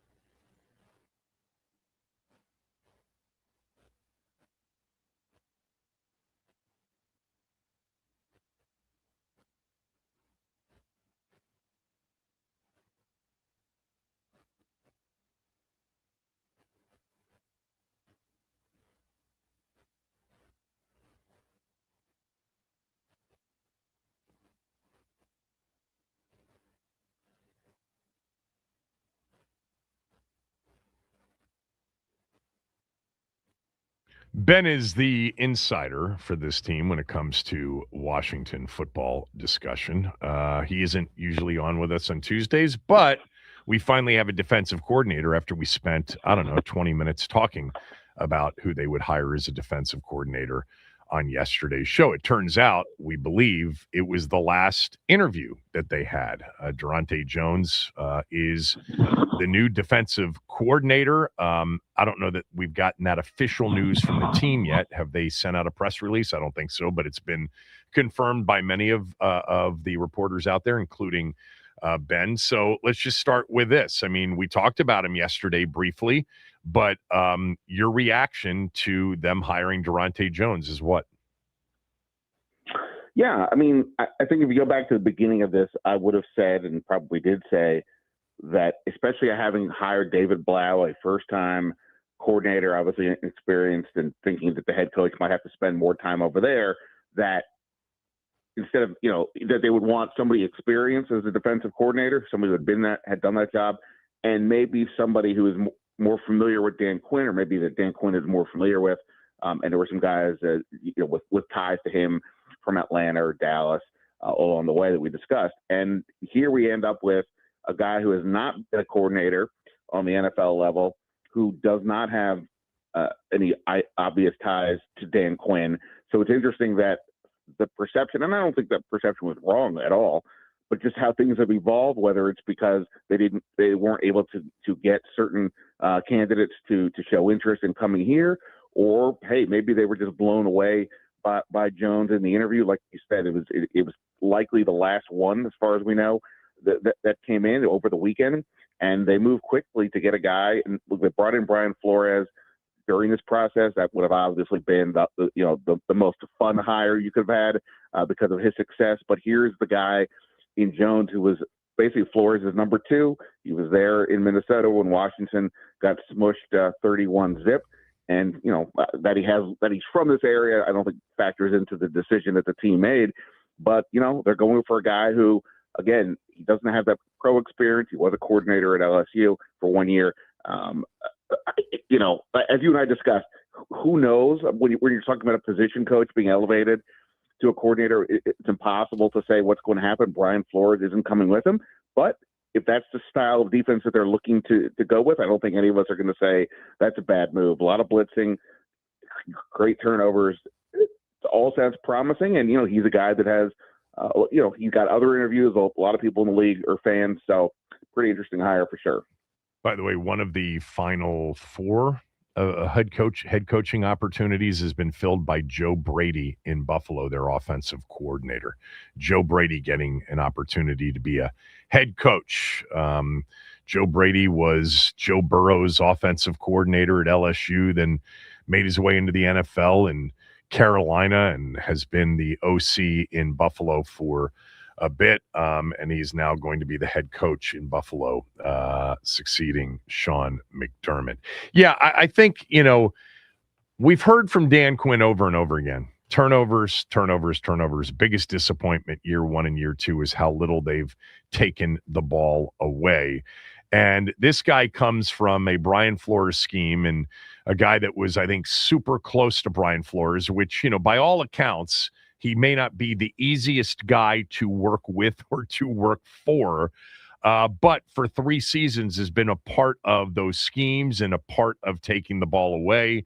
Washington saw it up close and personal in early December with a dominating defensive performance against Washington's offense, which did include Jaden Daniels for, 3 drives in that game offensively. And I just, if he was as impressive as I've been told, and I think you've been told in an interview, he certainly fit the bill in terms of Quinn's number one desire, trying to take the ball away. I'm just like you, still a little bit surprised that they ultimately went with somebody that wasn't proven, but those guys weren't available. Flores, Gannon, I think they were probably interested in. Ulbrich, they were definitely interested in. Those guys weren't available. I mean, so it kind of came down to, of the guys they interviewed, correct me if I'm wrong, Patrick Graham was the last one on the list that hadn't been hired somewhere else or kept somewhere else that had been a defensive coordinator.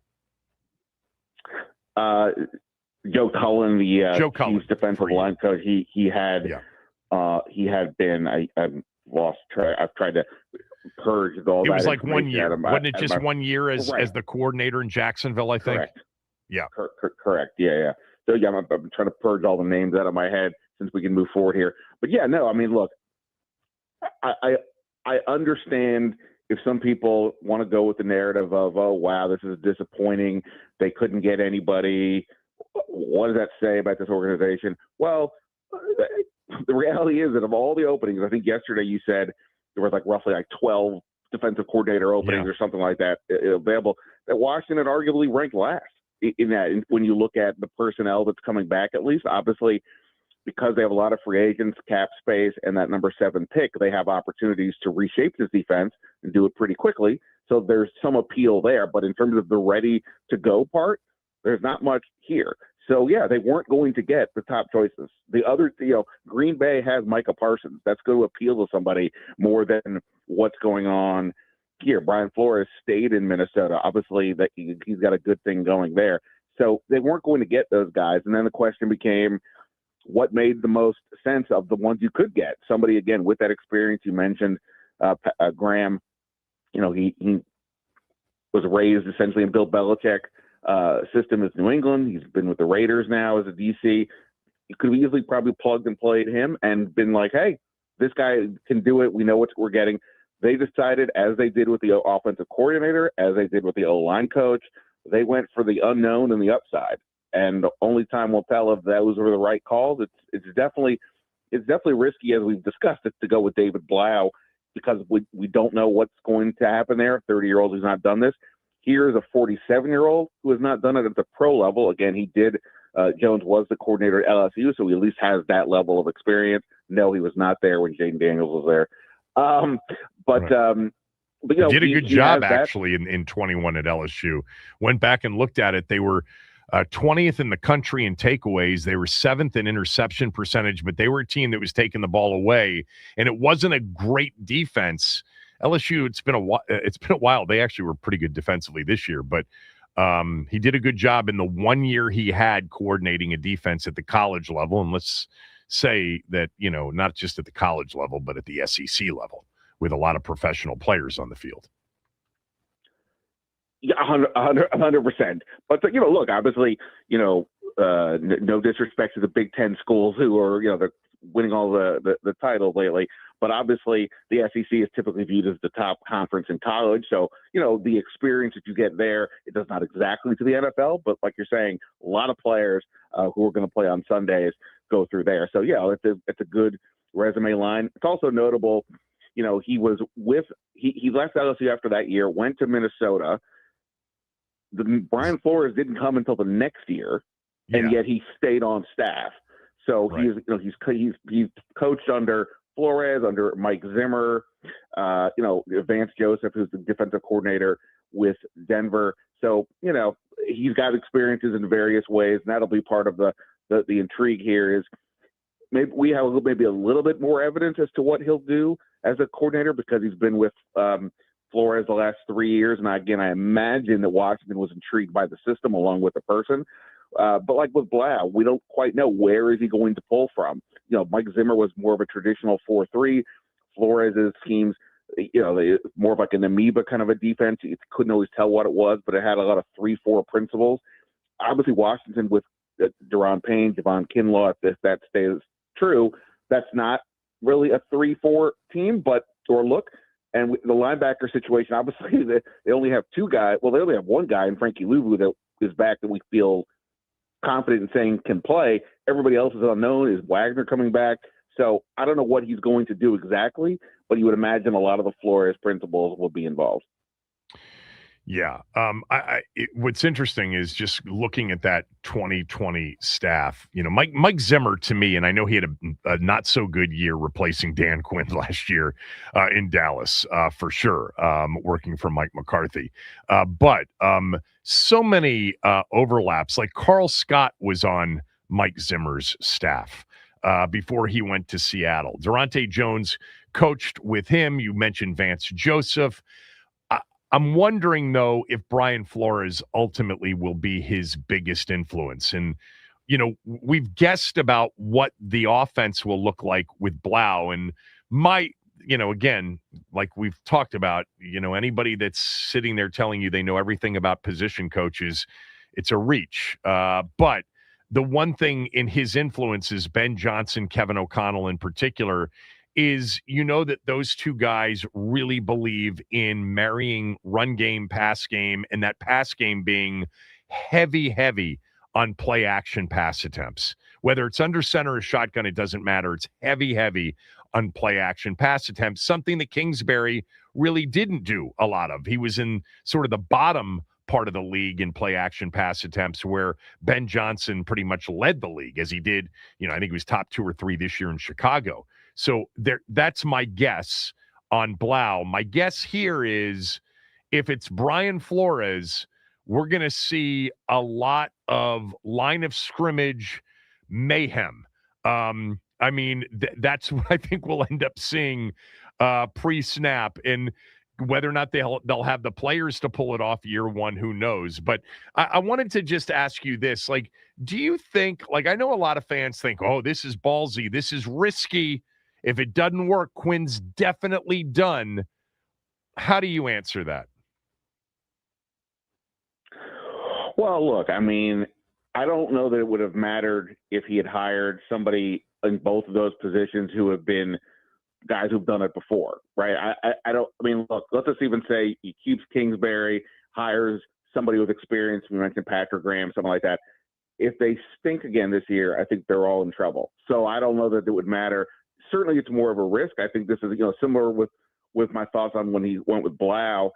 Look, there could be other factors that go into why you went with the younger, unproven kind of coaches or coordinators, in part because maybe you don't think you can attract others. But it's also Dan Quinn's way of saying, if I'm going out, I'm going out my way. You would imagine he's going to have some more influence on two guys that have not been coordinators before than necessarily, say, Kingsbury, or if it had been a Brian Flores, people who have, more established. And if Quinn wants to go out that way, so be it. I do think, again, when you also factor in the O-line coach, which is, one of the most important position coaches that a team can have. Yeah. They are taking a risk. Right. It is an unknown. But again, it's a risk because it's the unknown. It's not necessarily a risk because it's a bad hire. Again, you can bring in a retread, and that could be the risk too for not being bold enough. These certainly are bold hires. So we'll have to see. By the way, speaking of Kingsbury, it just was announced that Brian Daboll, it looks like he's going to be the Titans OC, which takes another OC job off the board for Kingsbury. And you mentioned Joe Brady before. So Anthony Lynn, the RB coach, also interviewed for that job. He's still up for the Browns job. I don't know that he's the favorite or anything, but he could still be in play there. On that, real quickly, because I made a note to myself yesterday for not asking you this,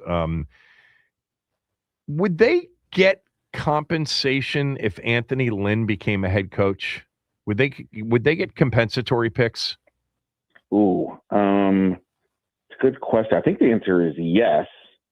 Because I'm pretty sure, like when DeMeco Ryans went to Houston, that the 49ers. Right, 49ers. Yeah, they got a minority hire brings back a minority elevation from position or coordinator to head coach. I think brings back compensatory picks. Yeah, same with the front office.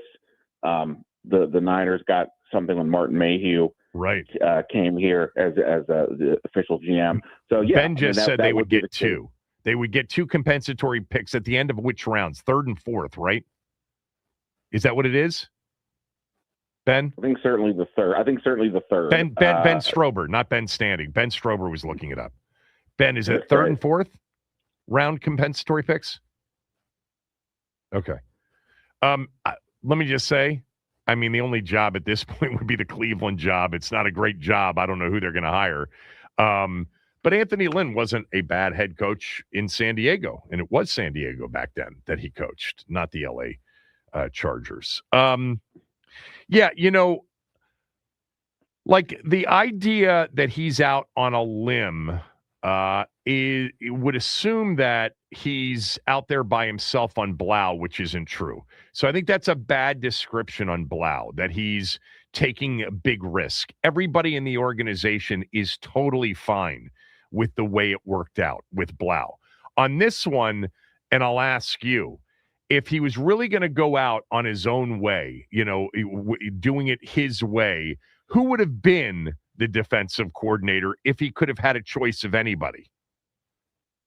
I mean, I would probably think Ulbrich from Atlanta. I mean, Ulbrich and Raheem Morris are two guys that have worked with Quinn in the past, that have been coordinators, had some success doing that.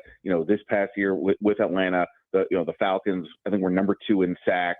So, again, along the lines of getting more activity at the line of scrimmage, that would seem to go a long way. Yes, Atlanta has some younger pass rushers that Washington doesn't have, but again, this is a guy that's worked with Quinn in the past. It felt like that was, I think my prediction for this job was him. But then once Atlanta says, hey, no, we're not going to even let you interview with other people because we want possibly you to stay with whoever we hire. And then they hire Kevin Stefanski, and then they give Ulbrich an extension, and that ended that. So I think that would have been the one. The Raheem Morris one to me was the wild card. Like, he's still up for the Arizona Cardinals head coaching job. There's been notion he could go to TV. And, if you're Raheem Morris, I don't know why this job would be particularly attractive relative to the other opportunities you have. But, that was the wild card. I think the other name that was often mentioned was Al Harris, the Bears defensive backs coach, who was with Quinn in Dallas. My sense during this process is that was maybe more of a public creation than reality. They did interview him, but I don't get the sense that he was like top of their list the way I think a lot of people mention it because of the tie with Quinn. Yeah, I think Gannon was probably definitely in the mix, and Flores, even though it was probably such a long shot. But obviously, if it hadn't worked out in Minnesota, I think that would have been. But I think you're right about Ulbrich. I think that probably would have been like in the description of, if I'm going to go out, if it's going to fail after 3 seasons, I'm going out with Blau and Ulbrich. But I have heard and talked about this at the beginning of the show that they were absolutely super impressed with Daronte Jones when he interviewed. All right. I do want to have this conversation. I thought about having it with you when I knew you were going to be on today, because I know you're into this and you're a journalist. I'm not a journalist, but I've been obviously a consumer of the Washington Post sports section since I was a kid. And for those that don't know, there are a lot of reports out there that the Washington Post sports section may go away. Not in the same way that the New York Times sports section went away, because the New York Times purchased The Athletic for hundreds of millions of dollars to be the New York Times sports section arm. That's not what the Post is planning on doing. They are potentially going to do away completely with their sports section. That's a surprising story, but in this day and age of newspapers folding and going out of business all over the place, it's not shocking. But man, for those of us, and Ben and I are 2 born and raised Washingtonians. I grew up not being able to wait to get up, to open up the front door where the Washington Post was sitting there. And that's my reading as a kid. All sports periodicals led by the Washington Post sports section every single day. And the thought of it not being here, beyond just feeling for those that are at the paper now, some really talented people, but the history and the nostalgia around all of those that were there before: Tony, Mike, Sally, Sally's still there, Boz Jr., Len Shapiro, George Solomon, running the entire thing. There's probably never been anybody better at doing that job than George Solomon. Barry's Verluga in recent years, loved Barry's writing. It's unbelievable to think of this town without the Washington Post sports section. You, as an actual reporter and journalist and growing up here, what's your reaction to it? Yeah, by the way, Sally Jenkins is gone. She went to the Atlantic. She's not there anymore. Yeah, look, Love it's Sally. look, newspapers shrinking has been happening for some time. It's one of the reasons why The Athletic was such a fascinating endeavor and continues to be, because it was a rare time that a news organization was being built and growing at a point when it's going typically the other way. And the New York Times did what they did, like you said. But yeah, I mean, Kornheiser, Boswell, anything they wrote, I read. I used to walk from my house in Bethesda to BCC High School, and on the way there was a McDonald's, and every day I was walking. I certainly remember that McDonald's on East West Highway. Yeah, and people would come in the morning and bring in their paper and whatever, and people would always leave the paper behind, and I would always go in, forget that rest of the paper, I'd really grab the sports section and then read that in homeroom or wherever I could. It is preposterous that this is happening now. The Washington Post sports section, unfortunately, has been shrinking for some time. It is not the same. For people who care about local sports, it is definitely not what it was before. So it's not. It is already a very different model. Yeah, it has been. There's opportunities because of that for people like me to, try to get a foothold in here. But the idea that it would be completely gone, I don't even understand it from a pure business perspective. Why wouldn't you at least keep, some people on, whether it's to cover the Commanders or have write broader national stories? It doesn't make sense. You would completely shutter it. And we'll see. They had originally the thought was they weren't going to send any of their writers to the Olympics in a couple weeks in Italy, even though a lot of things have been paid for. Now it sounds like they're at least sending some people. So who knows if these rumors about completely shuttering it are there or not, but they're clearly not growing it. And this is, and by the way, it isn't, sports is where you and I it's the playground you and I like, but obviously there's other more important things to the world, and they're also apparently cutting or gutting their foreign correspondence situations, and that's a huge deal, right? Because you're talking about governments. If you're shrinking the local metro section, things like that, which has happened in the past, who's covering the various beats around town, what's going on. So it is definitely a scary time to see this happening. But in terms of just the sports, it's just incomprehensible that the Washington Post, of all places, this would be happening to. And the fact that separately, that maybe the second richest person on the planet is the one that owns it, and it's a relative drop in the bucket. It is still a business, I get it, and the business has not been good because of other decisions that they have made. Not to mention, just in general, the journalism world is in some trouble. But the fact that he's not willing to back this, is also part of why this is scary. If he's not willing to, then who's going to, and why is he doing this and all that? So it's a crazy time, and I still can't wrap my brain that they're going to shutter it completely. But again, it's just not what it was, and that in of itself is very sad for consumers here. And again, even if I'm a competitor in some way with the Commanders beat, I'm also a consumer. I still get the Washington Post, so it's very disappointing that continuing to go this way. I wonder if Jeff Bezos had purchased the football team, and there was a lot of conversation that he was interested and probably may have paid the highest price, although because he owned the Post, there was always that feeling that Snyder would never sell it to him. And there is a belief that eventually the Allen, Jody Allen, right, is Paul Allen's widow, yes, who owns the Seahawks now. I think we saw some of her over the weekend, but there was some thought that she might eventually sell the Seahawks, and that would have been the team that Bezos would have been most interested in owning anyway. But I wonder if he had bought the football team, would that have changed the way he thought about the Washington Post sports section? I don't know. Of course, people would have had the perception, like they did of this radio station for many years, that it was somehow a rah-rah operation, which this was never, and the Post would have never been that either. But I don't know. Yeah, it's one of the things that's so interesting just about it. You know much more about this than I do when it comes to that business and why it's shuttering. Obviously, it's that revenues have gone away or significantly dropped, and they can't afford the expense of carrying, a staff and reporters and columnists because they're not generating the same level of revenue that they used to generate. And there are so many reasons for that, so many of which are so obvious, like social media, et cetera, and where people get their news from.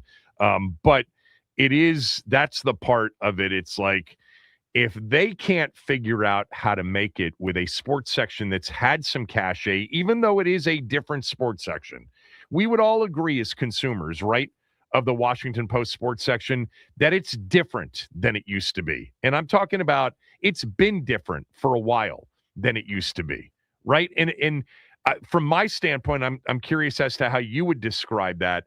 From my standpoint, it became in many ways more about non-local and some of the national stuff that, quite honestly, whether it was Olympics or whether it was a more of an emphasis on women's sports or sports that were more alternative to mainstream, I became less interested because of some of that. What do you say as to how the Post sports section has changed in recent years? Yeah, I mean, I don't think there's no doubt about it. The Post in general, there became, as we know, and this has been going on for some time, for many, many years, but certainly I think in the era of Donald Trump, it became the Washington Post versus the New York Times. They were the two outlets that were getting most of the news, seemingly, about the administration. Obviously, there's some political outlets only that would as well, but in terms of the broader news organizations, those were the top two. And I mean, the Post was pretty aggressive in trying to compete there. And I guess ultimately they made some poor choices with their business, and that affects all the way down. But because they went for more of this national view, they were trying to be like the Times is viewed as more nationally.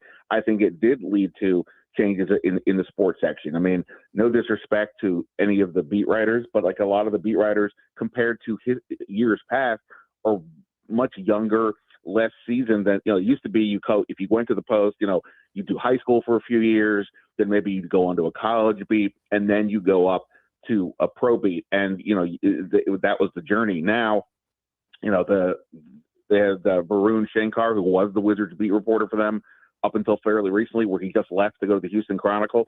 He was an intern that they then made the Wizards NBA beat writer immediately. That's right. Kind of nuts to go from an intern to covering an NBA team, and then he leaves in season to go to another paper to cover a different team because obviously, to some degree, must have seen the writing on the wall, or they were like, hey, things might be coming. So that in and of itself is just nuts. I mean, look, obviously, because I do what I do, and I used to cover the Wizards, like I feel like I'm, pretty informed. I don't need the Post per se, but in terms of the coverage locally, it's a huge deal. Of course you need that. And when you talk about road trips, not so much the Commanders, but all the other teams, oftentimes the Washington Post reporter is the only one there from the local side, other than like the monumental reporter for the Wizards or the Caps or that type of thing. That's huge. Now, if something is happening on the road, if they're not traveling, which, by the way, even if they keep beats, could be part of the deal, but they just don't travel nearly as much as they did, or maybe not even at all. That is huge for those of us here who care about these teams and want to be informed on what's going on. So it is definitely not what it was. It's definitely, I mean, look, let's also be honest here, right? Right now, you mentioned Verluga. He is the only columnist who lives here. They only have, I think, 2 columnists right now, but even the ones who were more recently here, Gary Brewer, Sally Jenkins, they don't live here either. That's crazy to me. Again, they got to do their own economics, but when you focus so much on national, you're ignoring the local. And I get it, sports may not be the biggest financial driver, but I have to imagine the Commanders are still a huge, huge driver of traffic to them, especially when they're good. And they're seemingly, if not abandoning it completely, at least doing it somewhat. And again, the other sports too, I get it. And all these other teams, it's a bad time. All these teams are not very good right now. No, that may be a big factor in all of this. Imagine that we were, for the last 10 years, last 5 years even, a winning sports town with a lot of winning teams. We've been bottom barrel in baseball, bottom barrel in the NBA, bottom barrel with the one exception of last year with the most important product in town. I mean, I can't speak to the overall impact it has on that business. I know the impact it has on this business. We are much better off and much healthier when teams are good than when they are bad. Yeah, and it's not just we've never benefited ever in this town from having the football team be really good at the same time that another team was really good. So it wasn't just one season. We just haven't had that in the last quarter century. Yeah, no doubt. I mean, look, the Wizards certainly have lost a ton of fan base because they've just been largely a miserable product for decades, with a few exceptions here and there. The hockey team has obviously been very good for the most part for the last 20 years, but hockey is not the other sports. And, so I think the ceiling is a little bit limited. And now with Ovechkin getting towards the end, we'll see where that goes. And the Nats obviously have been in a pretty miserable space since winning the World Series, even, when you're selling off, which is that's going to be harsh, trading away players like Juan Soto and now Mackenzie Gore to some degree for prospects. Who knows when that's turning around. And as great as last year was, it's a blip in terms of the history of this franchise for this century until proven otherwise. And look also, look at the colleges, right? I mean, Maryland and Georgetown, again, they're not having great years, but in general, Maryland was good last year. In general, their fan bases are not the same. The coverage of those teams is not the same. The fact that this is, you and I are locals, but we know there is very much a transient nature to this area. I think the fact that it used to be when people would come here, they somewhat became fans of the local teams, or at least the football team, because it was a big deal. Now, when you come here, why would you care about any of these teams unless you just didn't have one in your own home base? There's no reason to be. Why would you come here and be like, oh, cool, I'm going to be a Commanders fan, but beyond last year? So I think all that factors in, too. It's why probably appealing to a national audience makes some sense. But, again, we do live here. So people do live here and care about these teams tremendously, but the fact that they're not good probably has some bearing on it. But you would like to think you have a bigger view than just that, because, something will turn around, as we saw. I think the Wizards are on the right track. Eventually, the Nats will get something going, and the Commanders, we're hoping next year is a better year for all of us. But it's you still got to invest in covering the product, and clearly, like we said, they've not been doing that nearly as much. And now we'll see if they're going to be doing it at all. All right, my friend, good job. I will talk to you later in the week. No more hires, right? The coaching staff is now complete. Is there a job open anywhere? You still think there's an offensive or defensive consultant, senior consultant opportunity? Well, I mean, you would think that Jones possibly brings in one or two people. Right. Yes. And that could mean others therefore are out. And then like we said, Brian Johnson was interviewed for the OC job, but he got passed over for Blau. What does that do for him? Anthony Lynn wasn't even interviewed. Maybe that's fine for him. Maybe it's not. So, I wouldn't write the staff down in pen. Once the team puts out a release that says, here's the whole group, then we can move forward. But until that happens, I'm not positive. By the way, we're expecting the coordinators and Dan Quinn to possibly talk later this week. So we may get some news regarding the overall staff at that point. What's interesting about you suggesting that some coaches could come with them, one of the things about Brian Flores that pretty much is universally known is that he's not easy to work with or work for. So Daronte Jones getting a defensive coordinator job could create opportunities for some of those on the Minnesota staff that really would prefer a change of scenery. That's a possibility. So interesting point to make, and one that, could lead to additions down the road. Thanks. Talk to you soon. Yeah, man. See you.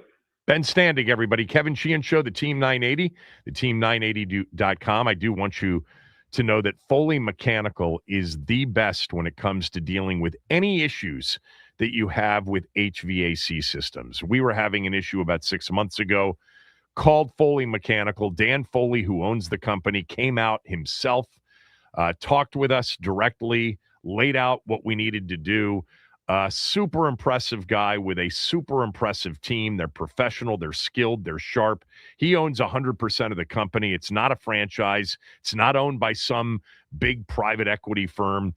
He controls the quality from the equipment to everybody that works for him. Foley Mechanical is full service heating, air conditioning, hot water, and boilers. And they're the go to for older homes with radiator heat, which is a real specialty. They work across DC, Maryland, and Virginia, and they proudly install Amana HVAC equipment. If your system needs help or you just want it done right, I highly recommend Foley Mechanical. You can go to FoleyMechanical.com or reach out to them. Tell Dan himself that I told you to call.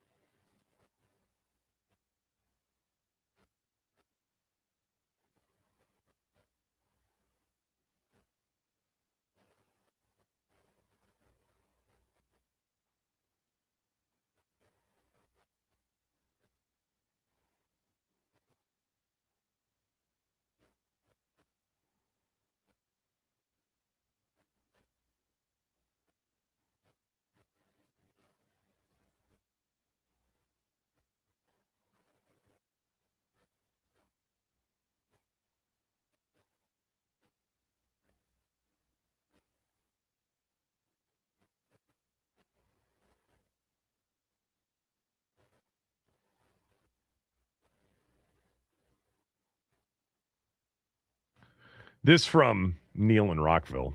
Neil in Rockville writes, for decades, the fans were crushed when the team went after the splash hires. And now we finally don't go for the splash hires, and everybody's bitching and moaning. I don't know if that's true. We took calls, maybe 6 or 7 of them, and it didn't seem to be pure outrage. I mean, look, if we had put Ian on and he was on hold, but we had to get to a guest. Bill Barnwell joined us earlier. He would have just said disaster, disaster, which is his answer to virtually everything. Neil in Rockville continues. Obviously, Quinn spoke with Flores, and it was time for Jones to be hired as a DC. Every great DC must be hired for the first time as a DC. Quinn knows his job is on the line, so he knows he's going to do what he needs to do. We need to hear more benefit of the doubt, Kevin. I mean, I didn't say that I'm not in benefit of the doubt mode. I'm the one that's chalking 2025 up to one reason that counts 5 times, which is injuries. I don't hold anybody accountable for 2025 as much as I hold the injury bug accountable. I haven't given up on Quinn or Peters or anybody else. So the one thing that I would say about Daronte Jones, and I think I feel comfortable saying this, and Ben, I agree with Ben that I think if Ulbrich had been available, he'd be the defensive coordinator right now. I think certainly if Brian Flores had said, I'm available, he might be here, and maybe Jonathan Gannon as well. Whereas with Blau, I don't think there was any doubt that when they decided to move on from Kingsbury, Blau was number 1. And then, yes, McDaniel became available. By the way, the Chargers officially have named Mike McDaniel as their offensive coordinator. McDaniel was allowed to seek out a head coaching job. Had he gotten a head coaching job somewhere, then that would have fallen through in terms of the Chargers OC. By the way, Grant Udinsky, the guy at Jacksonville, is staying in Jacksonville. Dable is the new OC with Saleh in Tennessee. I'm look, at the end of the day, we're getting too hung up on Dan Quinn's going to be judged on these 2 hires. No, he's not. He's going to be judged on wins and losses. If they have a good season and they win more games than they lose, and it's a good team and it's an ascending team, and let's just say they make the playoffs, I would bet that he's back in 2027. If they have a disastrous year, and the context around it is that they just, they didn't have the injury situation. They had their best players, and they were really awful. And the 2 coordinators proved to be green as grass and cost them dearly. Yeah, but it's going to go all hand in hand with everything else, including the players they get that either help the coordinators do their job better or not. Dan Quinn's going to be judged on wins and losses. And I don't think, while I agree this seat is warm, I do agree that the seat is warm. No doubt about it. In part because of just the situation with the franchise. They really can't afford to have another year like they had this past year. There was some buzz finally created for this team for the first time in so long, and they benefited from some of that buzz in the offseason. This was a big thud, and we're still dealing with the impact of the name, et cetera, on, the potential revenue base for the team. So they desperately need winning, and soon winning, not extended, out in the future winning. Quinn has to believe that these guys are ready to do the job. And I think they've felt that way about Blau for a while. And certainly they would have felt good with a more familiar, established hire as a defensive coordinator, but they were blown away by this guy. He comes from Brian Flores, as Neil in Rockville just said, probably endorsed by Brian Flores. It's probably his turn. He was interviewed multiple times. I don't know if anybody else was getting ready to offer him a gig or not. But I still very much, with ownership, front office, coaching staff, I am still in the benefit of the doubt mode, especially after that first year. Many of you have asked me, are we going to get another big snowstorm this weekend? It didn't look that promising a few hours ago. Looks more promising now. More on that next.